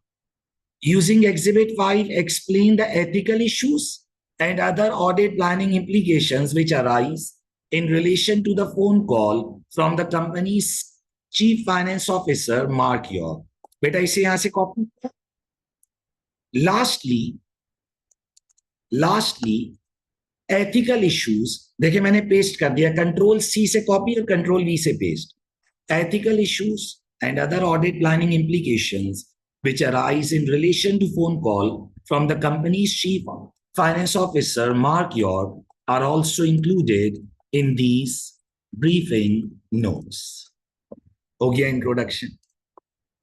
सर समझ नहीं आया यार आपने कैसे लिखा, रिपीट करते हैं, कोई बड़ी बात नहीं. देखो बेटा, ब्रीफिंग नोट्स का फॉर्मेट बनाना है, क्योंकि प्रोफेशनल स्किल मार्क्स हैं कम्युनिकेशन के, वो स्कोर करने हैं. कैसे बनाना है फॉर्मेट? क्वेश्चन की हेडिंग दे दी, ब्रीफिंग नोट्स की हेडिंग दे दी. बेटा ये टू फ्रॉम सब्जेक्ट डेट, मैंने कुछ भी नहीं लिखा है बेटा, सिर्फ क्वेश्चन से उठाया और कॉपी पेस्ट किया और स्विच किया है टू फ्रॉम को. सर ये कॉपी पेस्ट करने के नंबर मिलेंगे क्या? जी बेटा बिल्कुल मिलेंगे. मैं अपनी तरफ से कुछ भी नहीं बोल रहा, आप एग्जामिनर आंसर भी जाकर रीड कर लो, वो भी ऐसे ही होता है बेटा. और दूसरी बात बेटा, ये फॉर्मेट बनाने का 1 नंबर मिलेगा कम्युनिकेशन स्किल में भाई, तो बहुत स्ट्रेस नहीं लेना. एग्जामिनर ने कहा it should be quick. Okay, तो टू फ्रॉम को स्विच करें, सब्जेक्ट में रिप्लाई ऐड करें. इंट्रोडक्शन बिल्कुल सिंपल इंग्लिश में लिखना है. These briefing notes include detail in relation to audit planning for PAIL company for the year ended 30th September 2005. Client का नाम और ईयर एंड रेफर कर, फिर एक एक रिक्वायरमेंट को रेफर करें. These briefing note include detail relating to significant business risk to be considered in planning the audit for PAIL company. Further, significant audit risks are also included in these briefing notes. Audit procedures to be performed in relation to change in fair value of the timber plantation asset caused by recent storms are also included in these briefing notes. Lastly, ethical issues and other audit planning implications which arise in relation to the phone call from the company's chief finance officer, Mark York, are also included in these briefing notes. Introduction. पहली requirement, part A, business risk जो हम attempt कर रहे हैं. Okay बेटा, पहली requirement जो हम अटेम्प्ट कर रहे हैं, बिजनेस रिस्क. आइए जरा, सही है भाई. बेटा अब एक एक बिजनेस रिस्क के ऊपर ड्राफ्टिंग शुरू करेंगे. आप लोगों ने कॉन्सेंट्रेशन से बात सुनी. बेटा ब्रीफिंग नोट का फॉर्मेट बन गया, टू फ्रॉम सब्जेक्ट और डेट, इंट्रोडक्शन आ, क्लियर है. Part A, business risk. Okay बेटा, अब एक एक करके इंफॉर्मेशन को रिव्यू कर लेंगे और जहां जहां हमने रिस्क आइडेंटिफाई किया उसको यूज करके आंसर ड्राफ्ट करेंगे. बेटा पहला एग्जिबिट पार्टनर ईमेल था, इसमें तो कोई बिजनेस रिस्क नहीं था, याद करें. बेटा जो सेकंड एग्जिबिट था उसमें बैकग्राउंड इंफॉर्मेशन थी बिजनेस के बारे में, इसमें भी कोई बिजनेस रिस्क. हाँ, हमने 30% ऑफ टिम्बर इज एक्सपोर्टेड को हाईलाइट किया था, लेकिन इससे रिलेटेड क्वेश्चन में और कोई डिटेल नहीं है. तो हम पहले कोशिश करेंगे कि उन रिस्क को लिखें जिससे रिलेटेड क्वेश्चन में सफिशिएंट डिटेल गिवन है. देखिए बेटा, सिग्निफिकेंट रिस्क लिखने, तो वो रिस्क रेफर कीजिएगा जिससे रिलेटेड क्वेश्चन में सफिशिएंट डिटेल गिवन हो. फिर नोट्स फ्रॉम द मीटिंग के अंदर बेटा सबसे पहले अकाउंटिंग पॉलिसीज थी जिनका बिजनेस रिस्क से कोई ताल्लुक नहीं था, और फिर इंटरनेशनल एक्सपेंशन, यहां से हमने बिजनेस रिस्क आइडेंटिफाई करना चाहिए. ओके, तो बेटा सबसे पहला बिजनेस रिस्क जो हमारे पास है that is international expansion. Okay, गौर से देखिएगा ना. बेटा मैं रिपीट कर दूं, ब्रीफिंग नोट का फॉर्मेट क्वेश्चन से कॉपी पेस्ट किया है, टू और फ्रॉम को स्विच किया है, सब्जेक्ट में रिप्लाई ऐड किया है, आर यू, कि हम रिप्लाई कर रहे हैं, डेट क्वेश्चन में थी वही यहाँ पे आई। Introduction, it should be simple, कोई एक्स्ट्रा टाइम वेस्ट नहीं करना, कंपनी का नाम, ईयर एंड और एक एक रिक्वायरमेंट को ब्रीफली रेफर करना, क्वेश्चन से कॉपी पेस्ट कर सकते हैं, कंप्लीटली परमिटेड। ओके, आइए जरा, पहला बिजनेस रिस्क लिख रहे हैं बेटा, इंटरनेशनल एक्सपेंशन। 10 मार्क्स की रिक्वायरमेंट है, 5 बिजनेस रिस्क लिखने। Okay, identify, impact and scale of the risk. बेटा अब याद करें, हमने सबसे पहले बेटा पढ़ा था कि इंटरनेशनल एक्सपेंशन में, कि क्योंकि हम इंटरनेशनल एक्सपेंशन कर रहे हैं रिमोट एरिया में, तो मैनेजमेंट का जो कंट्रोल और सुपरविजन होगा वो बहुत ज्यादा इफेक्टिव नहीं होगा, और हो सकता है कि जो मैनेजमेंट का फोकस है प्राइमरी ऑपरेशन से, जो उसकी होम जुरिस्डिक्शन के ऑपरेशंस हैं, वो फोकस लूज कर जाए। रिस्क ज्यादा था क्योंकि वहां न्यू टाइप ऑफ टिम्बर में डील करें। Pale company operations are currently all based in its home jurisdiction. However, the board has recently approved the acquisition of several large areas of tropical rainforest in Far Land, a remote developing country. The expansion will allow the company to process new type of timber for which there is a significant demand from luxury furniture manufacturers. Okay, now planned international expansion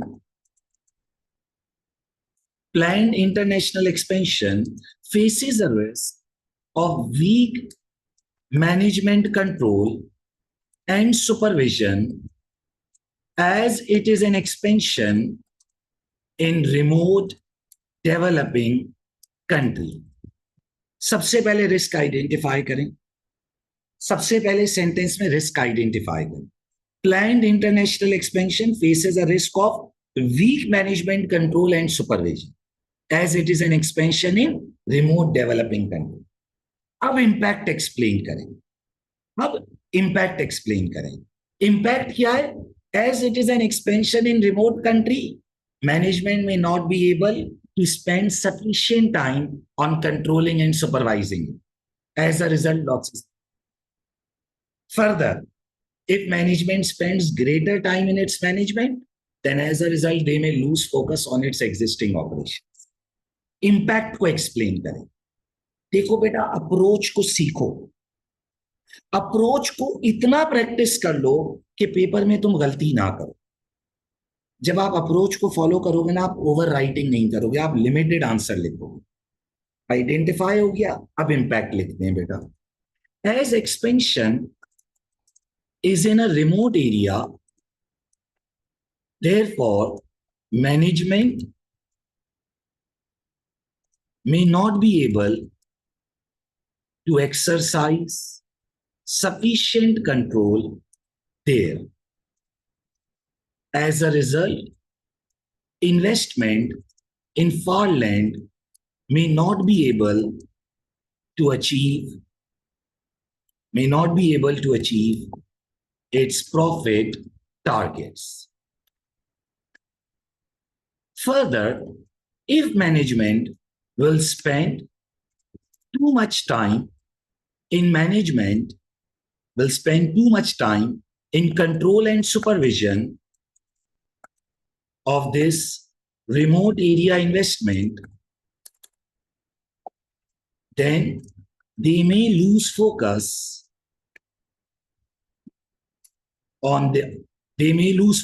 of their existing home country operations. Okay, तो बेटा देखो, पहले identify किया, फिर उसका impact लिखा। Impact क्या है? As expansion is in a remote area, therefore management may not be able to exercise sufficient control there. As a result, investment in far land may not be able to achieve its profit targets. Further, if management will spend too much time in control and supervision of this remote area investment, they may lose focus of their existing home country operations. Identify हो गया, impact हो गया। अब scale of the risk पर, scale of the risk को evaluate करें। Okay, concern for control and supervision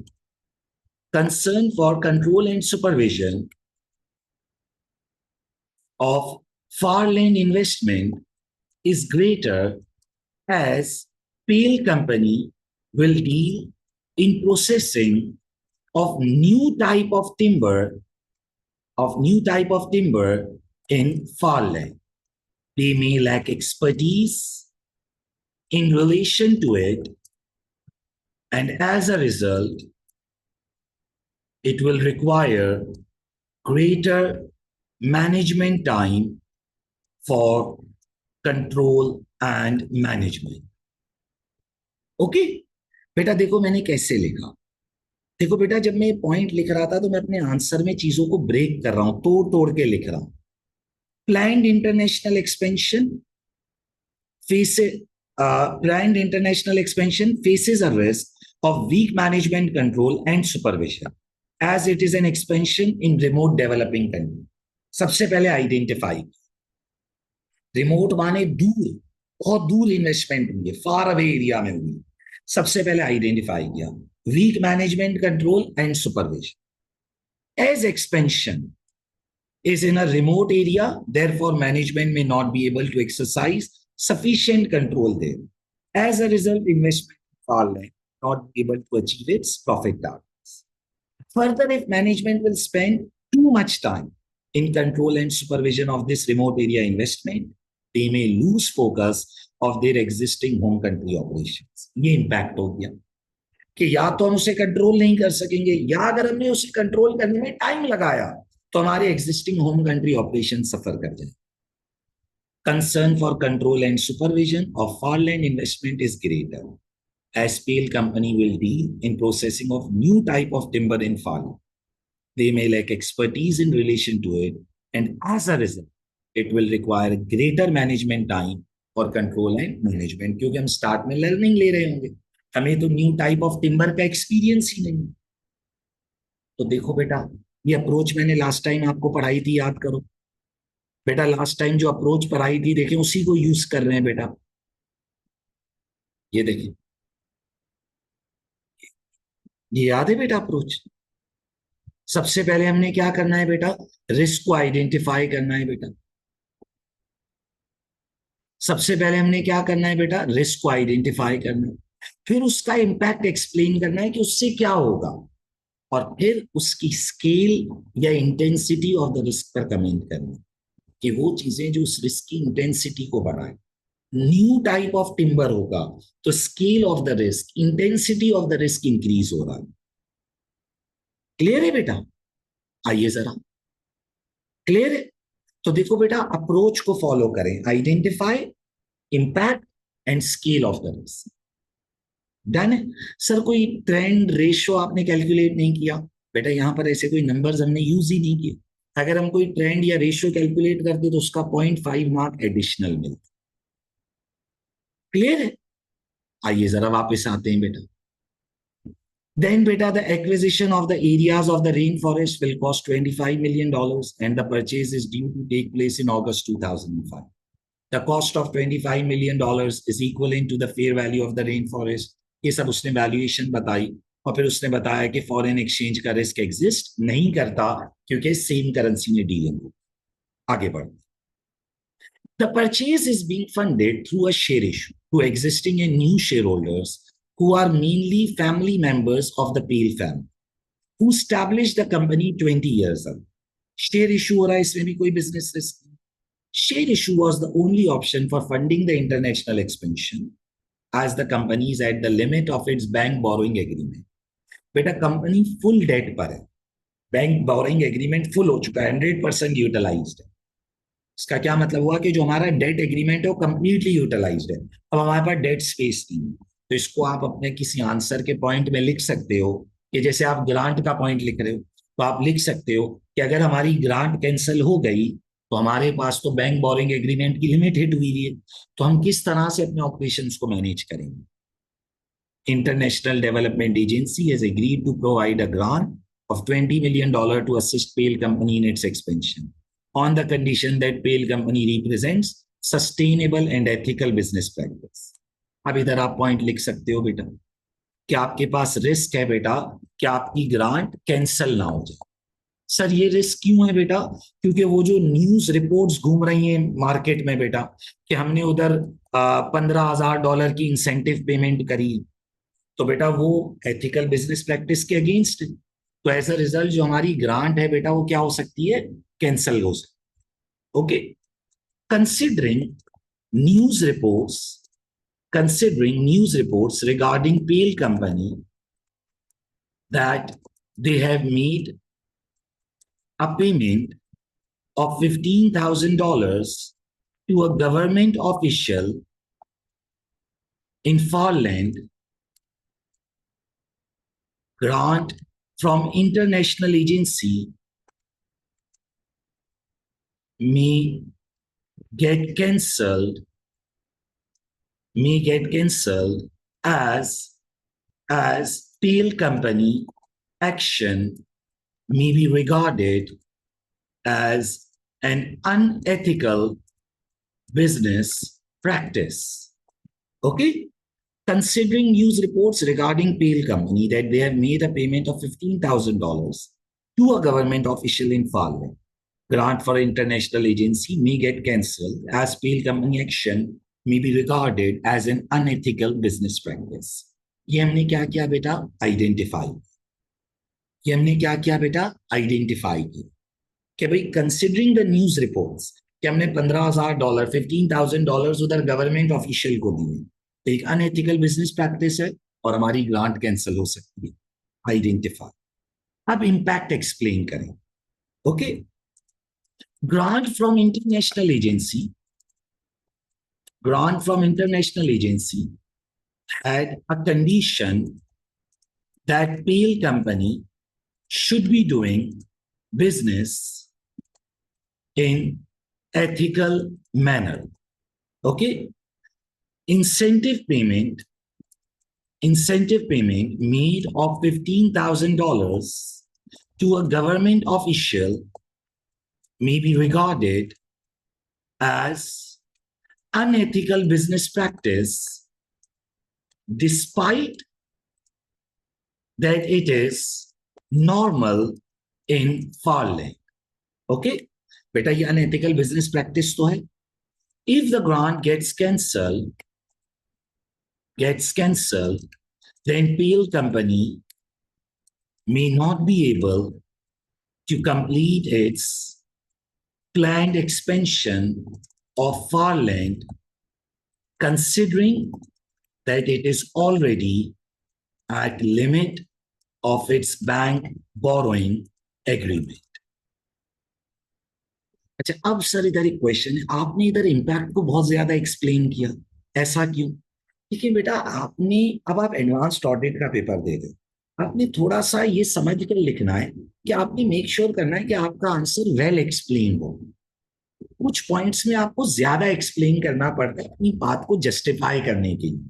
जैसे हमने यहाँ आइडेंटिफाई तो कर दिया कि भाई ग्रांट कैंसिल हो सकती है क्योंकि हमने अनएथिकल बिजनेस प्रैक्टिस करी है, लेकिन हमें ये बताना जरूरी है कि उस ग्रांट में कंडीशन थी एथिकल बिजनेस प्रैक्टिस की, सही। और फिर जो फाइनेंस डायरेक्टर जस्टिफिकेशन दे रहा है कि नॉर्मल है, तो हमने उसे भी कवर किया कि डिस्पाइट के नॉर्मल है, फिर भी है तो अनएथिकल बिजनेस प्रैक्टिस ना बेटा, हम ब्राइब दे रहे हैं।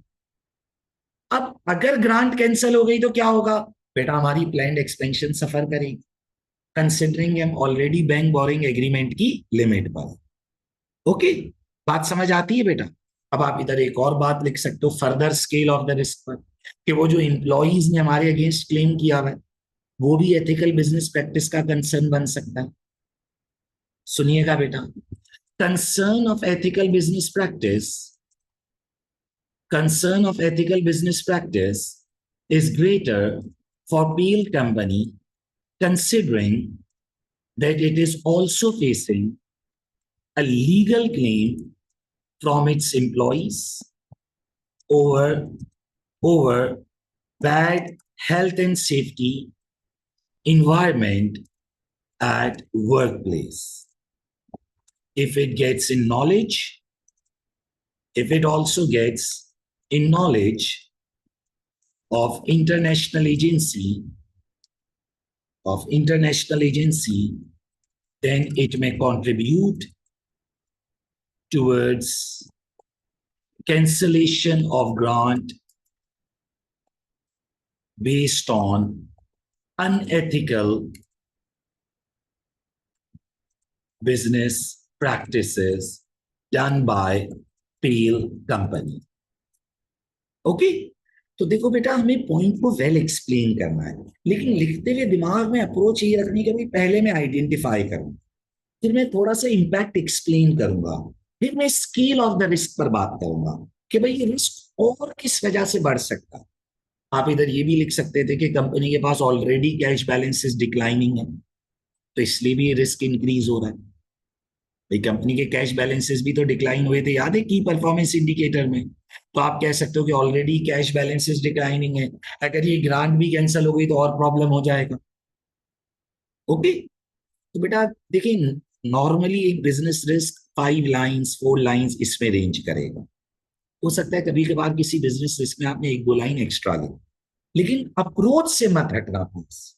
Identify impact and scale of the risk. ये हो सकता है कि आप इम्पैक्ट में 1-2 सेंटेंस लिख दो, स्केल में 1-2 सेंटेंस लिख दो, लेकिन लिखते हुए सोचो कि ये जो मैं पॉइंट लिख रहा हूं ये किस चीज को कवर कर रहा है। बेटा इस बात पर मैं एम्फेसाइज इसलिए कर रहा हूं क्योंकि अगर आप अप्रोच को फॉलो नहीं करोगे तो होता पता है क्या है, कि बच्चे क्वेश्चन को रिपीट करते रहते हैं, और क्वेश्चन को रिपीट करने के कोई मार्क्स नहीं।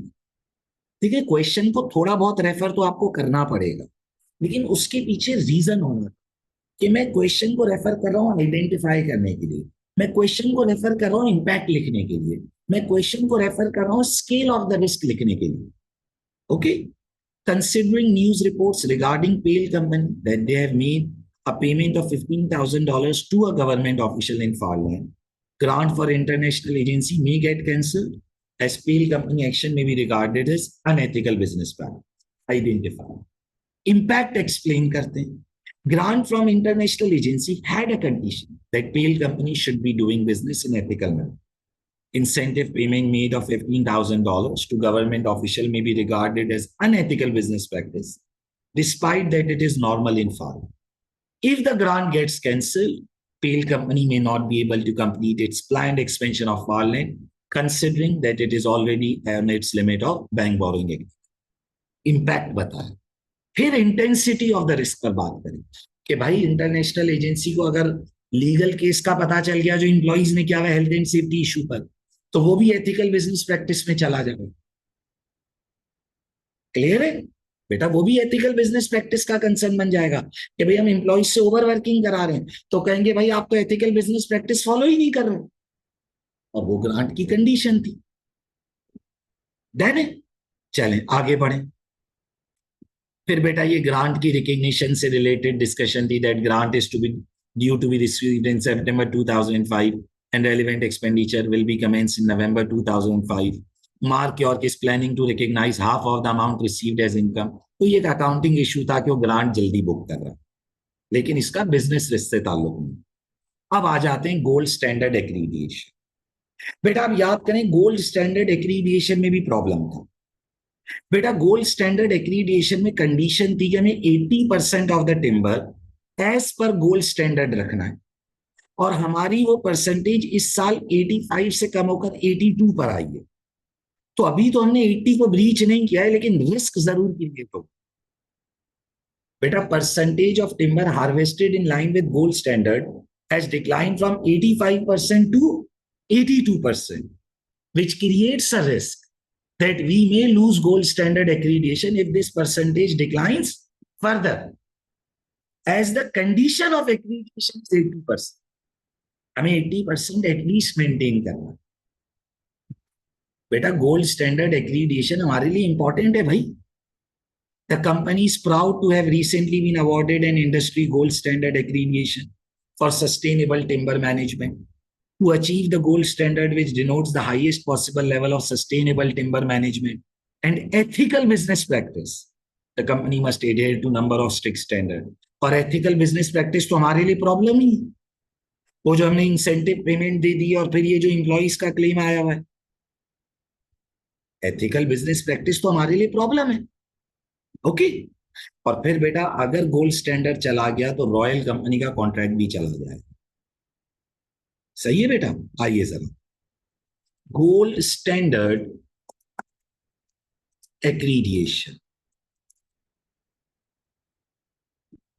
Pale company may lose its gold standard accreditation if percentage of trees harvested according to gold standard continue to decline continue to decline and fall below 80% limit. Okay, beta, pale company may lose its gold standard accreditation if percentage of trees harvested according to gold standard continue to decline and fall below 80% limit. During the year, trees harvested according to gold standard accreditation have already declined from 85% to 82%. If this decline will continue further,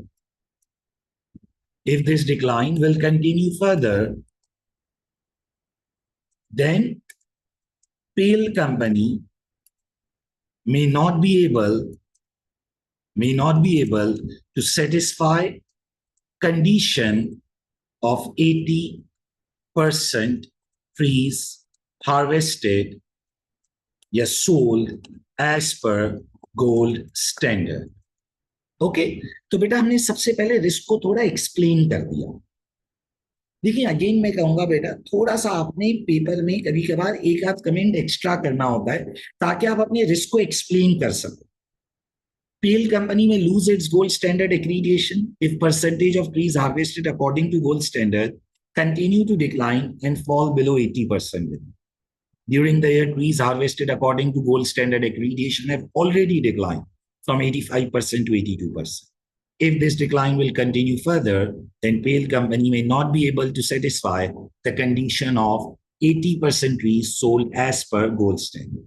अब इसका impact क्या होगा सोचो. If gold standard accreditation is lost, then pale company may lose customer contracts which were gained on the basis of gold standard status of pale company. This will include loss of royal company contract which has contributed to increase in revenue in current year. Okay, तो बेटा ये इसका impact हो गया. अब scale of the risk पर comment करें. Scale of the risk, क्या और कोई प्रॉब्लम है जो गोल्ड स्टैंडर्ड एक्रीडिएशन को अफेक्ट करे? Gold standard accreditation may also get affected due to unethical business practice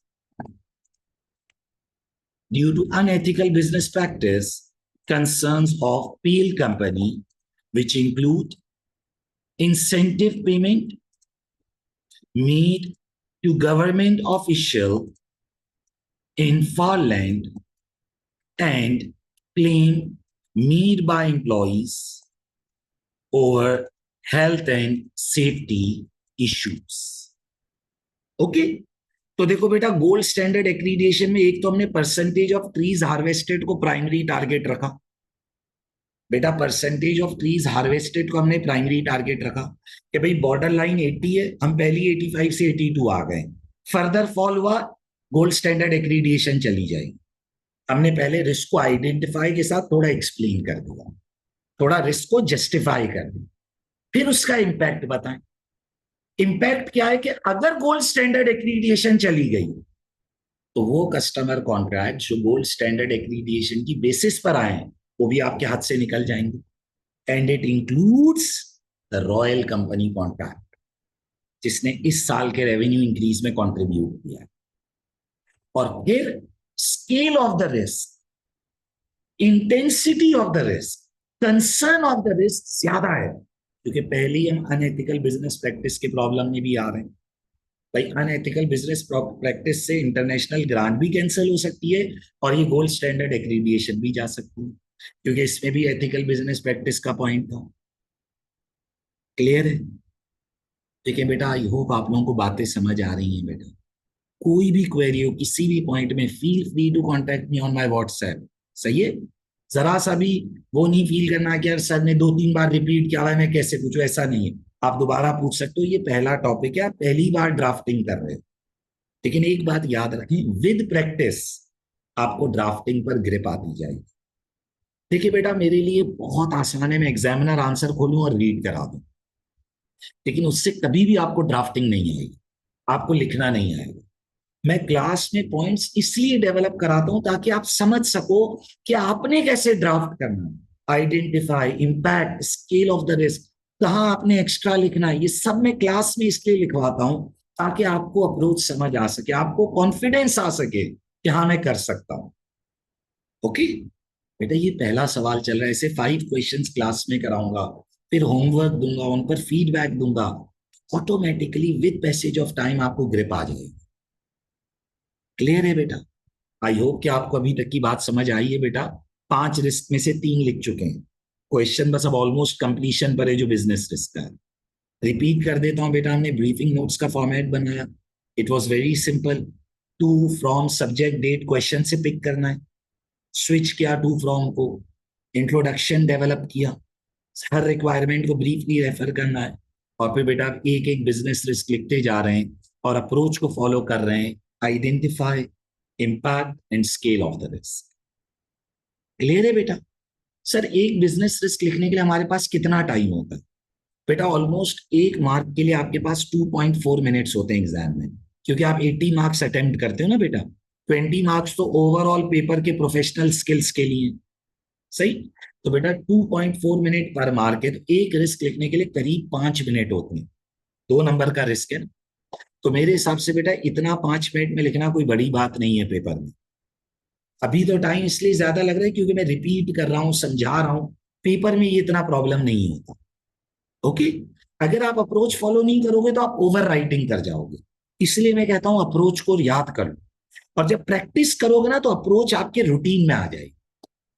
आइए जरा आगे बढ़ते हैं। बेटा फिर आ जाता है ये लीगल केस। याद करें बेटा, लीगल केस में भी बिजनेस रिस्क है। बेटा $19 मिलियन का क्लेम है ये। अगर ये क्लेम सक्सेसफुल हो गया तो कैश फ्लो बर्डन क्रिएट हो जाएगा $19 मिलियन का। नंबर 1। नंबर 2, रेप्यूटेशनल लॉस अलग होगा, जिसकी वजह से हो सकता है कि कस्टमर्स अब हमारे साथ काम करने के लिए विलिंग ना हो। तो बेटा सबसे पहले आप आइडेंटिफाई करोगे कि if the legal case filed by the employees get successful, then company will have to face a cash outflow of $19 million. This will create a burden on company cash flows. Considering falling cash balances, already cash balances गिर रहे हैं, and we are already at the limit of our bank borrowing agreement. Further इसकी वजह से reputational loss भी होगा और customer शायद हमारे साथ काम करने के लिए विलिंग नहीं होंगे। और आप इसमें ये भी रेफर कर सकते हो बेटा कि we are already losing many staff days. अगर आप की परफॉर्मेंस इंडिकेटर को देखो बेटा, 65 से बढ़कर 78 स्टाफ डेज इन एक्सीडेंट्स की वजह से लूज हो रहे हैं, तो ये already loss of productivity create हो रहा है। ओके? आइए जरा लीगल केस। बेटा सबसे पहले आइडेंटिफाई करेंगे, if Pale company is unsuccessful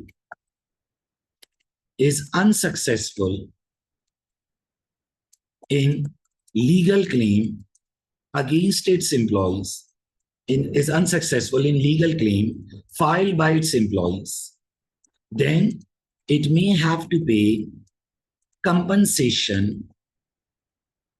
of $19 million. बच्चे ने कहा सर अभी तो हम रिस्क केस हारे ही नहीं, आपने क्यों लिखा? बेटा रिस्क है ना, केस फाइल हो गया ना, रिस्क क्रिएट हो गया। सर मैनेजमेंट और लॉयर्स को तो लगता है कि हम जीत जाएंगे। बेटा उन्हें तो आखिरी तक यही लगेगा कि हम जीत जाएंगे, रिस्क तो है ना कि हम हार सकते हैं। ओके बेटा, outflow of $19 million will create cash flow problems for Pale Company, considering that its cash balances have already declined during the year by, अच्छा अब देखो बेटा, इधर अगर आप थोड़ी सी ट्रेंड एक परसेंटेज कैलकुलेट करो तो आपको 0.5 मार्क एक्स्ट्रा मिलता है। बेटा last year cash balance 6.8 million था, 4.5 मिलियन हो गया। तो 6.8 माइनस 4.5 डिवाइडेड बाय 6.8, तो बेटा 33.8% आया। अच्छा भाई, अगर किसी को परसेंटेज चेंज निकालना नहीं आता तो बता दो। सही, new minus old divided by old multiplied by 100। बेटा परसेंटेज चेंज निकालने का तरीका क्या है? न्यू 4.5 माइनस ओल्ड 6.8, डिफरेंस निकालें, उसे डिवाइड बाय ओल्ड, क्योंकि 6.8 मिलियन है, उससे डिवाइड करें, मल्टीप्लाई बाय 100। बेटा ये ट्रेंड बार बार निकालने होंगे सवाल में। New minus old divided by old multiplied by 100, तो it's a decline of 33.8%। have already declined by have already declined during the year by 33.8% and stand at $4.5 million.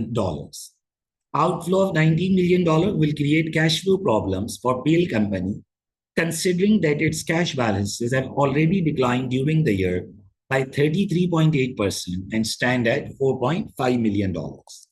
Further, Pale Company is at its bank borrowing is at its limit of bank borrowing agreement. Therefore, it may not be able to arrange easy finance or immediate finance through bank loan. Okay? अच्छा, आप इधर चाहो तो बेटा company के profits को भी refer कर सकते हो। कंपनी के जो पूरे ईयर का प्रॉफिट है $16.5 मिलियन है बेटा, और ये क्लेम $19 मिलियन का है। तो ये क्लेम कंपनी के प्रॉफिट बिफोर टैक्स से भी एक्सीड करता है।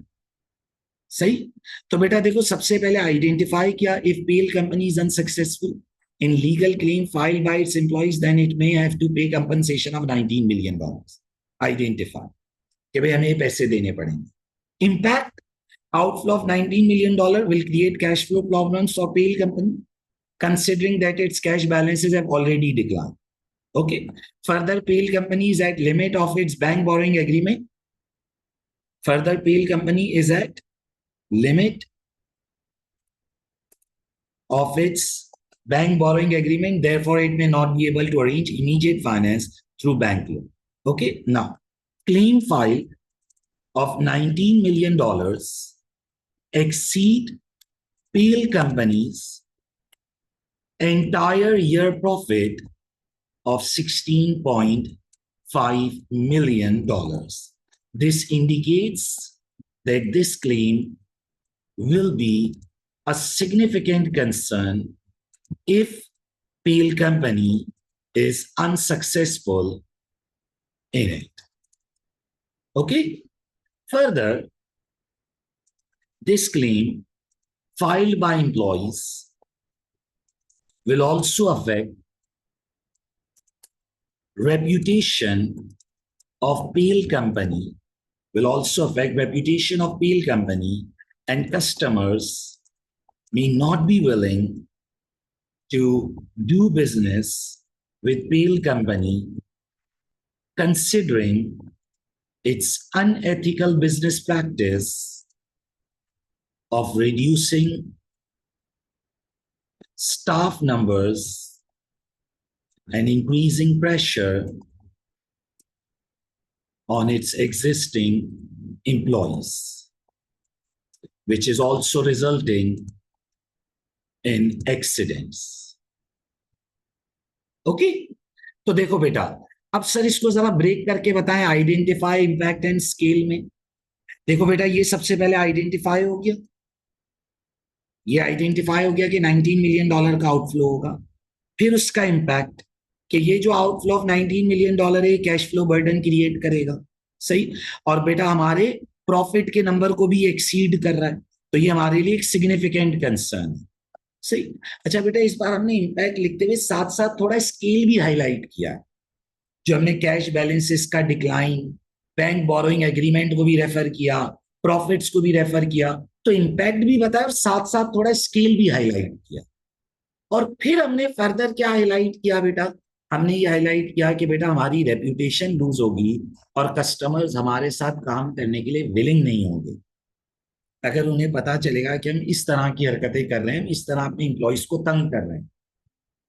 देखिए बेटा, हमारे जो डेवलपिंग कंट्रीज है जैसे पाकिस्तान, इंडिया, नेपाल, ये जो छोटे छोटे कंट्रीज हैं, इन सब मुल्कों में तो छोटे छोटे से मुराद नहीं, ये साइज में छोटे, इससे मुराद ये कि जो हम डेवलपिंग कंट्रीज हैं, हमारे यहाँ ये चीजें मैटर नहीं करती। लेकिन बेटा जब आप डेवलप कंट्रीज की बात करते हो तो उधर आपका कस्टमर देखता है कि आप कितना एथिकल काम कर रहे हो। वहां लोग अनएथिकल लोगों के साथ काम करना विलिंग नहीं होते कि भाई ये तो अपने इंप्लॉइज के साथ गलत करें, इनके साथ बिजनेस क्यों करें, हम इनका साथ क्यों दें। ओके, तो बेटा हमारे कस्टमर्स भी नाराज होंगे और कंपनी को ये इंफॉर्मेशन पब्लिश करनी है। अगर आपको याद हो की परफॉर्मेंस इंडिकेटर्स में, जब कंपनी ये पब्लिश करेगी कि हमारे नंबर ऑफ एम्प्लॉइज कम हुए हैं और ये एक्सीडेंट्स भी इंक्रीज हुए हैं और साथ में लीगल क्लेम का डिस्क्लोजर चला गया, या ये बात मेक टू पब्लिक हो गई, तो ये तो पूरा कंफर्म हो गया कि हमने गलत काम किया है। तो बेटा it will result in reputational loss. Okay, I hope कि बेटा आप लोगों को बातें समझ आ रही हैं। Identify impact and scale of the risk. देखिए बेटा, कोशिश करना है कि आपने रिस्क को वेल एक्सप्लेन्ड रखना है बेटा। सही, थोड़ा सा एक आध सेंटेंस बेशक ज्यादा लिखें, लेकिन आपका रिस्क वेल एक्सप्लेन्ड होना चाहिए। 2 नंबर आपको मिल रहे हैं पर बिजनेस रिस्क, एक रिस्क लिखने के 5 मिनट्स होते हैं बेटा, बहुत होते हैं। इतना 2-3 मिनट में लिख सकते हो पेपर में बेटा। सही। आइए सर, बेटा 4 रिस्क हो गए, अब लास्ट रिस्क लिख रहे हैं बेटा इस क्वेश्चन का। अच्छा बेटा, न्यूज रिपोर्ट वाला पैराग्राफ हम कवर कर चुके हैं, हमने इसको ग्रांट के अंदर रेफर कर दिया था। अच्छा देखिए बेटा, हम क्वेश्चन रीड कर चुके हैं, अब मैं सिर्फ लिखवा रहा हूँ। Mark informed us that the news report has emerged in Farland, alleging that Pale Company paid a government official a sum of $15,000। तो बेटा ये तो हम ऑलरेडी कवर कर चुके हैं। याद करें वो ग्रांट के अंदर कि इसकी वजह से हमारी ग्रांट कैंसिल हो सकती है। अब आ जाते हैं बेटा वो स्टॉर्म वाले पॉइंट पर। use of expert, change in fair value due to a recent storm. In the last month, several storms caused damage to some areas of timber plantation. An independent expert has been appointed by the management to determine the extent of damage caused and quantify any financial implications, including determination of the change in fair value of standing trees which have been damaged by the storm. The expert report indicates that large number of trees have been completely destroyed and may have been badly damaged. Based on the expert report, management has determined a reduction in fair value of $7.5 million. तो सबसे पहले तो बेटा आप risk identify करेंगे कि due to recent storms Pale company has suffered a loss of $7.5 million। बेटा पेल company को लॉस हुआ है, तो बेटा ये लॉस हमारे प्रॉफिट्स को अफेक्ट कर देगा। बेटा पेल कंपनी को लॉस हुआ है, हमारे प्रॉफिट्स को अफेक्ट कर देगा। बेटा $7.5 million का लॉस है। अगर मैं फाइनेंशियल इंफॉर्मेशन में जाकर देखूं, मेरा पीबीटी 16.5 मिलियन है, तो 7.5 मिलियन डिवाइड बाय 16.5 मिलियन, बेटा 45% ऑफ प्रॉफिट बिफोर टैक्स बनता है ये। बेटा एक सिग्निफिकेंट लॉस है ना, एकदम मेरा प्रॉफिट नीचे आएगा बेटा, एकदम मेरा प्रॉफिट नीचे आएगा। 16.5 मिलियन में 7.5 मिलियन जब मैं डिडक्ट करूंगा तो 45% पीबीटी लूज हो जाएगा बेटा। कंसर्न है ना, प्रॉब्लम है बेटा। सही है। और फिर आप इसमें एक लॉन्ग टर्म इंपैक्ट ये आर्ग्यू कर सकते हो कि बेटा इसकी वजह से कंपनी के जो ऑपरेशंस हैं वो अफेक्ट होंगे। अच्छा सर, कंपनी के ऑपरेशंस क्यों अफेक्ट होंगे बेटा? क्योंकि बेटा ये स्टैंडिंग ट्री जब एक बार डैमेज हो गए तो इन्हीं को तो प्रोसेस करके हम प्लैंक्स ऑफ वुड और लॉग में बदलते थे, वो सारा प्रोसेस अफेक्ट हो जाएगा हमारा। ओके, आइए जरा, damage caused by storm. Pale company has suffered a loss of $7.5 million due to recent storms in which in which many standing trees have been completely destroyed and badly damaged. अच्छा बेटा, ये अपने आप में एक risk है. ये जो लॉस हुआ है ये अपने आप में एक रिस्क है ना बेटा. भाई बिजनेस रिस्क क्या है? जिसकी वजह से प्रॉफिट गिरे, तो ये अपने आप में एक लॉस हो गया ना बेटा. Okay, this will result in decline in PL company profits when it is recorded in current year financial statements. Due to this loss, profit before tax of PL company will decline by 45.5% and will fall to, बेटा कितना हो जाएगा ये गिरकर? 16.5 million में से अगर मैं 7.5 मिलियन हटा दूं तो ये गिरकर 9 मिलियन हो जाएगा and will fall to 9 million dollars. Okay, तो देखो बेटा, सबसे पहले आपने आइडेंटिफाई किया कि लॉस हुआ है, फिर आपने उसका इंपैक्ट लिखा कि हमारा प्रॉफिट डिक्लाइन होगा. अब further scale of the risk पर बात करते हैं. Loss of standing trees due to storm will create problems in operations of PL company in some time. Okay, थोड़े अरसे में ही प्रॉब्लम आ जाए. In some time, due to loss of standing trees, or you can say in some time, as due to loss of standing trees, PL company will have lesser timber to harvest and process in future. This will affect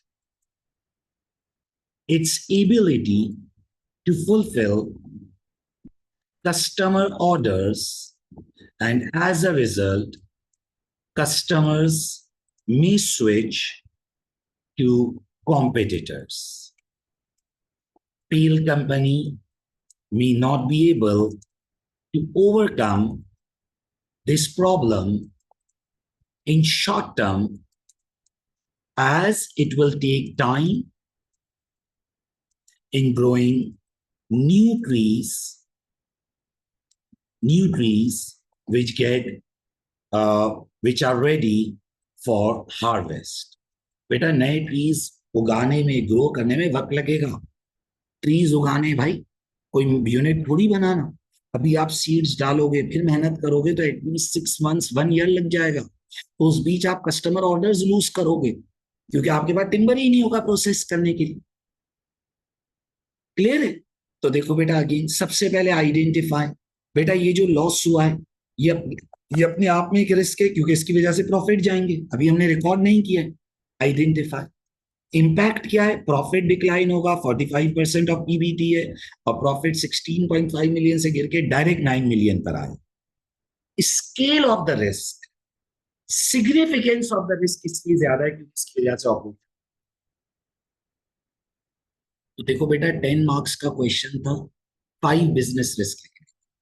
international expansion, cancellation of grant, gold standard accreditation, legal case, and the 5th one was damage caused by storm.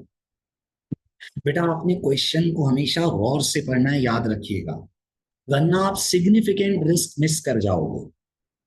बेटा अगर आप बहुत छोटे छोटे risk लिखोगे जिनकी सवाल में इतनी डिटेलिंग नहीं है, तो इसमें कंसर्न ये होता है कि मे बी एग्जामिनर ने उसे मार्किंग स्कीम में इंक्लूड ना किया हुआ. एग्जामिनर कहता है मुझे सिग्निफिकेंट रिस्क चाहिए, मैंने ऑल रिस्क नहीं बोले. देखो बेटा, आप रिक्वायरमेंट को पढ़ो बेटा. बेटा एग्जामिनर कहते हैं सिग्निफिकेंट बिजनेस रिस्क लिखना, ऑल रिस्क नहीं मांगे उसने. तो बेटा जब आप सिग्निफिकेंट बिजनेस रिस्क बोल रहे हो तो आपने गौर से पढ़ना है कि आप सिग्निफिकेंट रिस्क ही रेफर करो. वो रिस्क रेफर मत करना जिनकी क्वेश्चन में डिटेलिंग कम हो. हमने हर वो रिस्क लिखा जिस पर पूरी पूरी अच्छी डिटेल सवाल में थी, जैसे news report, news of expert, ये legal case, gold standard accreditation. हमने डिटेल्ड रिस्क उठाए बेटा. ओके। फिर इसके बाद बेटा की परफॉर्मेंस इंडिकेटर्स वगैरह हमने रीड किया था, इसमें फाइनेंशियल इंफॉर्मेशन थी। आप कंपनी की लिक्विडिटी पर भी एक पॉइंट बना सकते हो, लेकिन हमने इसे ऑलरेडी अपने रिस्क में कवर कर लिया और हमें ये लिखने की जरूरत नहीं, क्योंकि हम 5 रिस्क ऑलरेडी लिख चुके हैं। बेटा 10 मार्क्स का क्वेश्चन था 5 रिस्क लिखने में, और ये जो लास्ट एग्जिबिट था ये तो एथिकल इश्यूज पर था। तो बेटा देखें, अगर हम आज की क्लास को सम अप करें बेटा, part A, evaluate the significant business risk to be considered in the audit of Pale company. बेटा अभी हम सिर्फ बिजनेस रिस्क पढ़ रहे हैं, मैं डिफरेंट क्वेश्चंस में से सिर्फ यही रिक्वायरमेंट कराऊंगा, बाकी रिक्वायरमेंट्स पर अभी टाइम नहीं लगाएगा, मैं खुद बाद में सॉल्व कराऊंगा। ओके। नाउ बेटा देखें, हमने सबसे पहले ब्रीफिंग नोट्स का फॉर्मेट बनाया। सबसे पहले ब्रीफिंग नोट्स का फॉर्मेट बनाया बेटा, क्वेश्चन से ही कॉपी पेस्ट किया था, टू फ्रॉम को स्विच किया, सब्जेक्ट में रिप्लाई आर ई ऐड किया, डेट लिखी। Introduction is very easy, her requirement को रेफर करते हुए चलना है। और फिर बेटा 5 बिजनेस रिस्क। बेटा ये कॉपी करने की जरूरत नहीं है, तमाम फाइल्स मैं अटैच करूंगा लर्निंग मैनेजमेंट सिस्टम पर, आप वहां से डाउनलोड कर सकते। अभी आपने सिर्फ कॉन्सेंट्रेट करना। ओके। तो बेटा ये हमने 5 बिजनेस रिस्क लिए।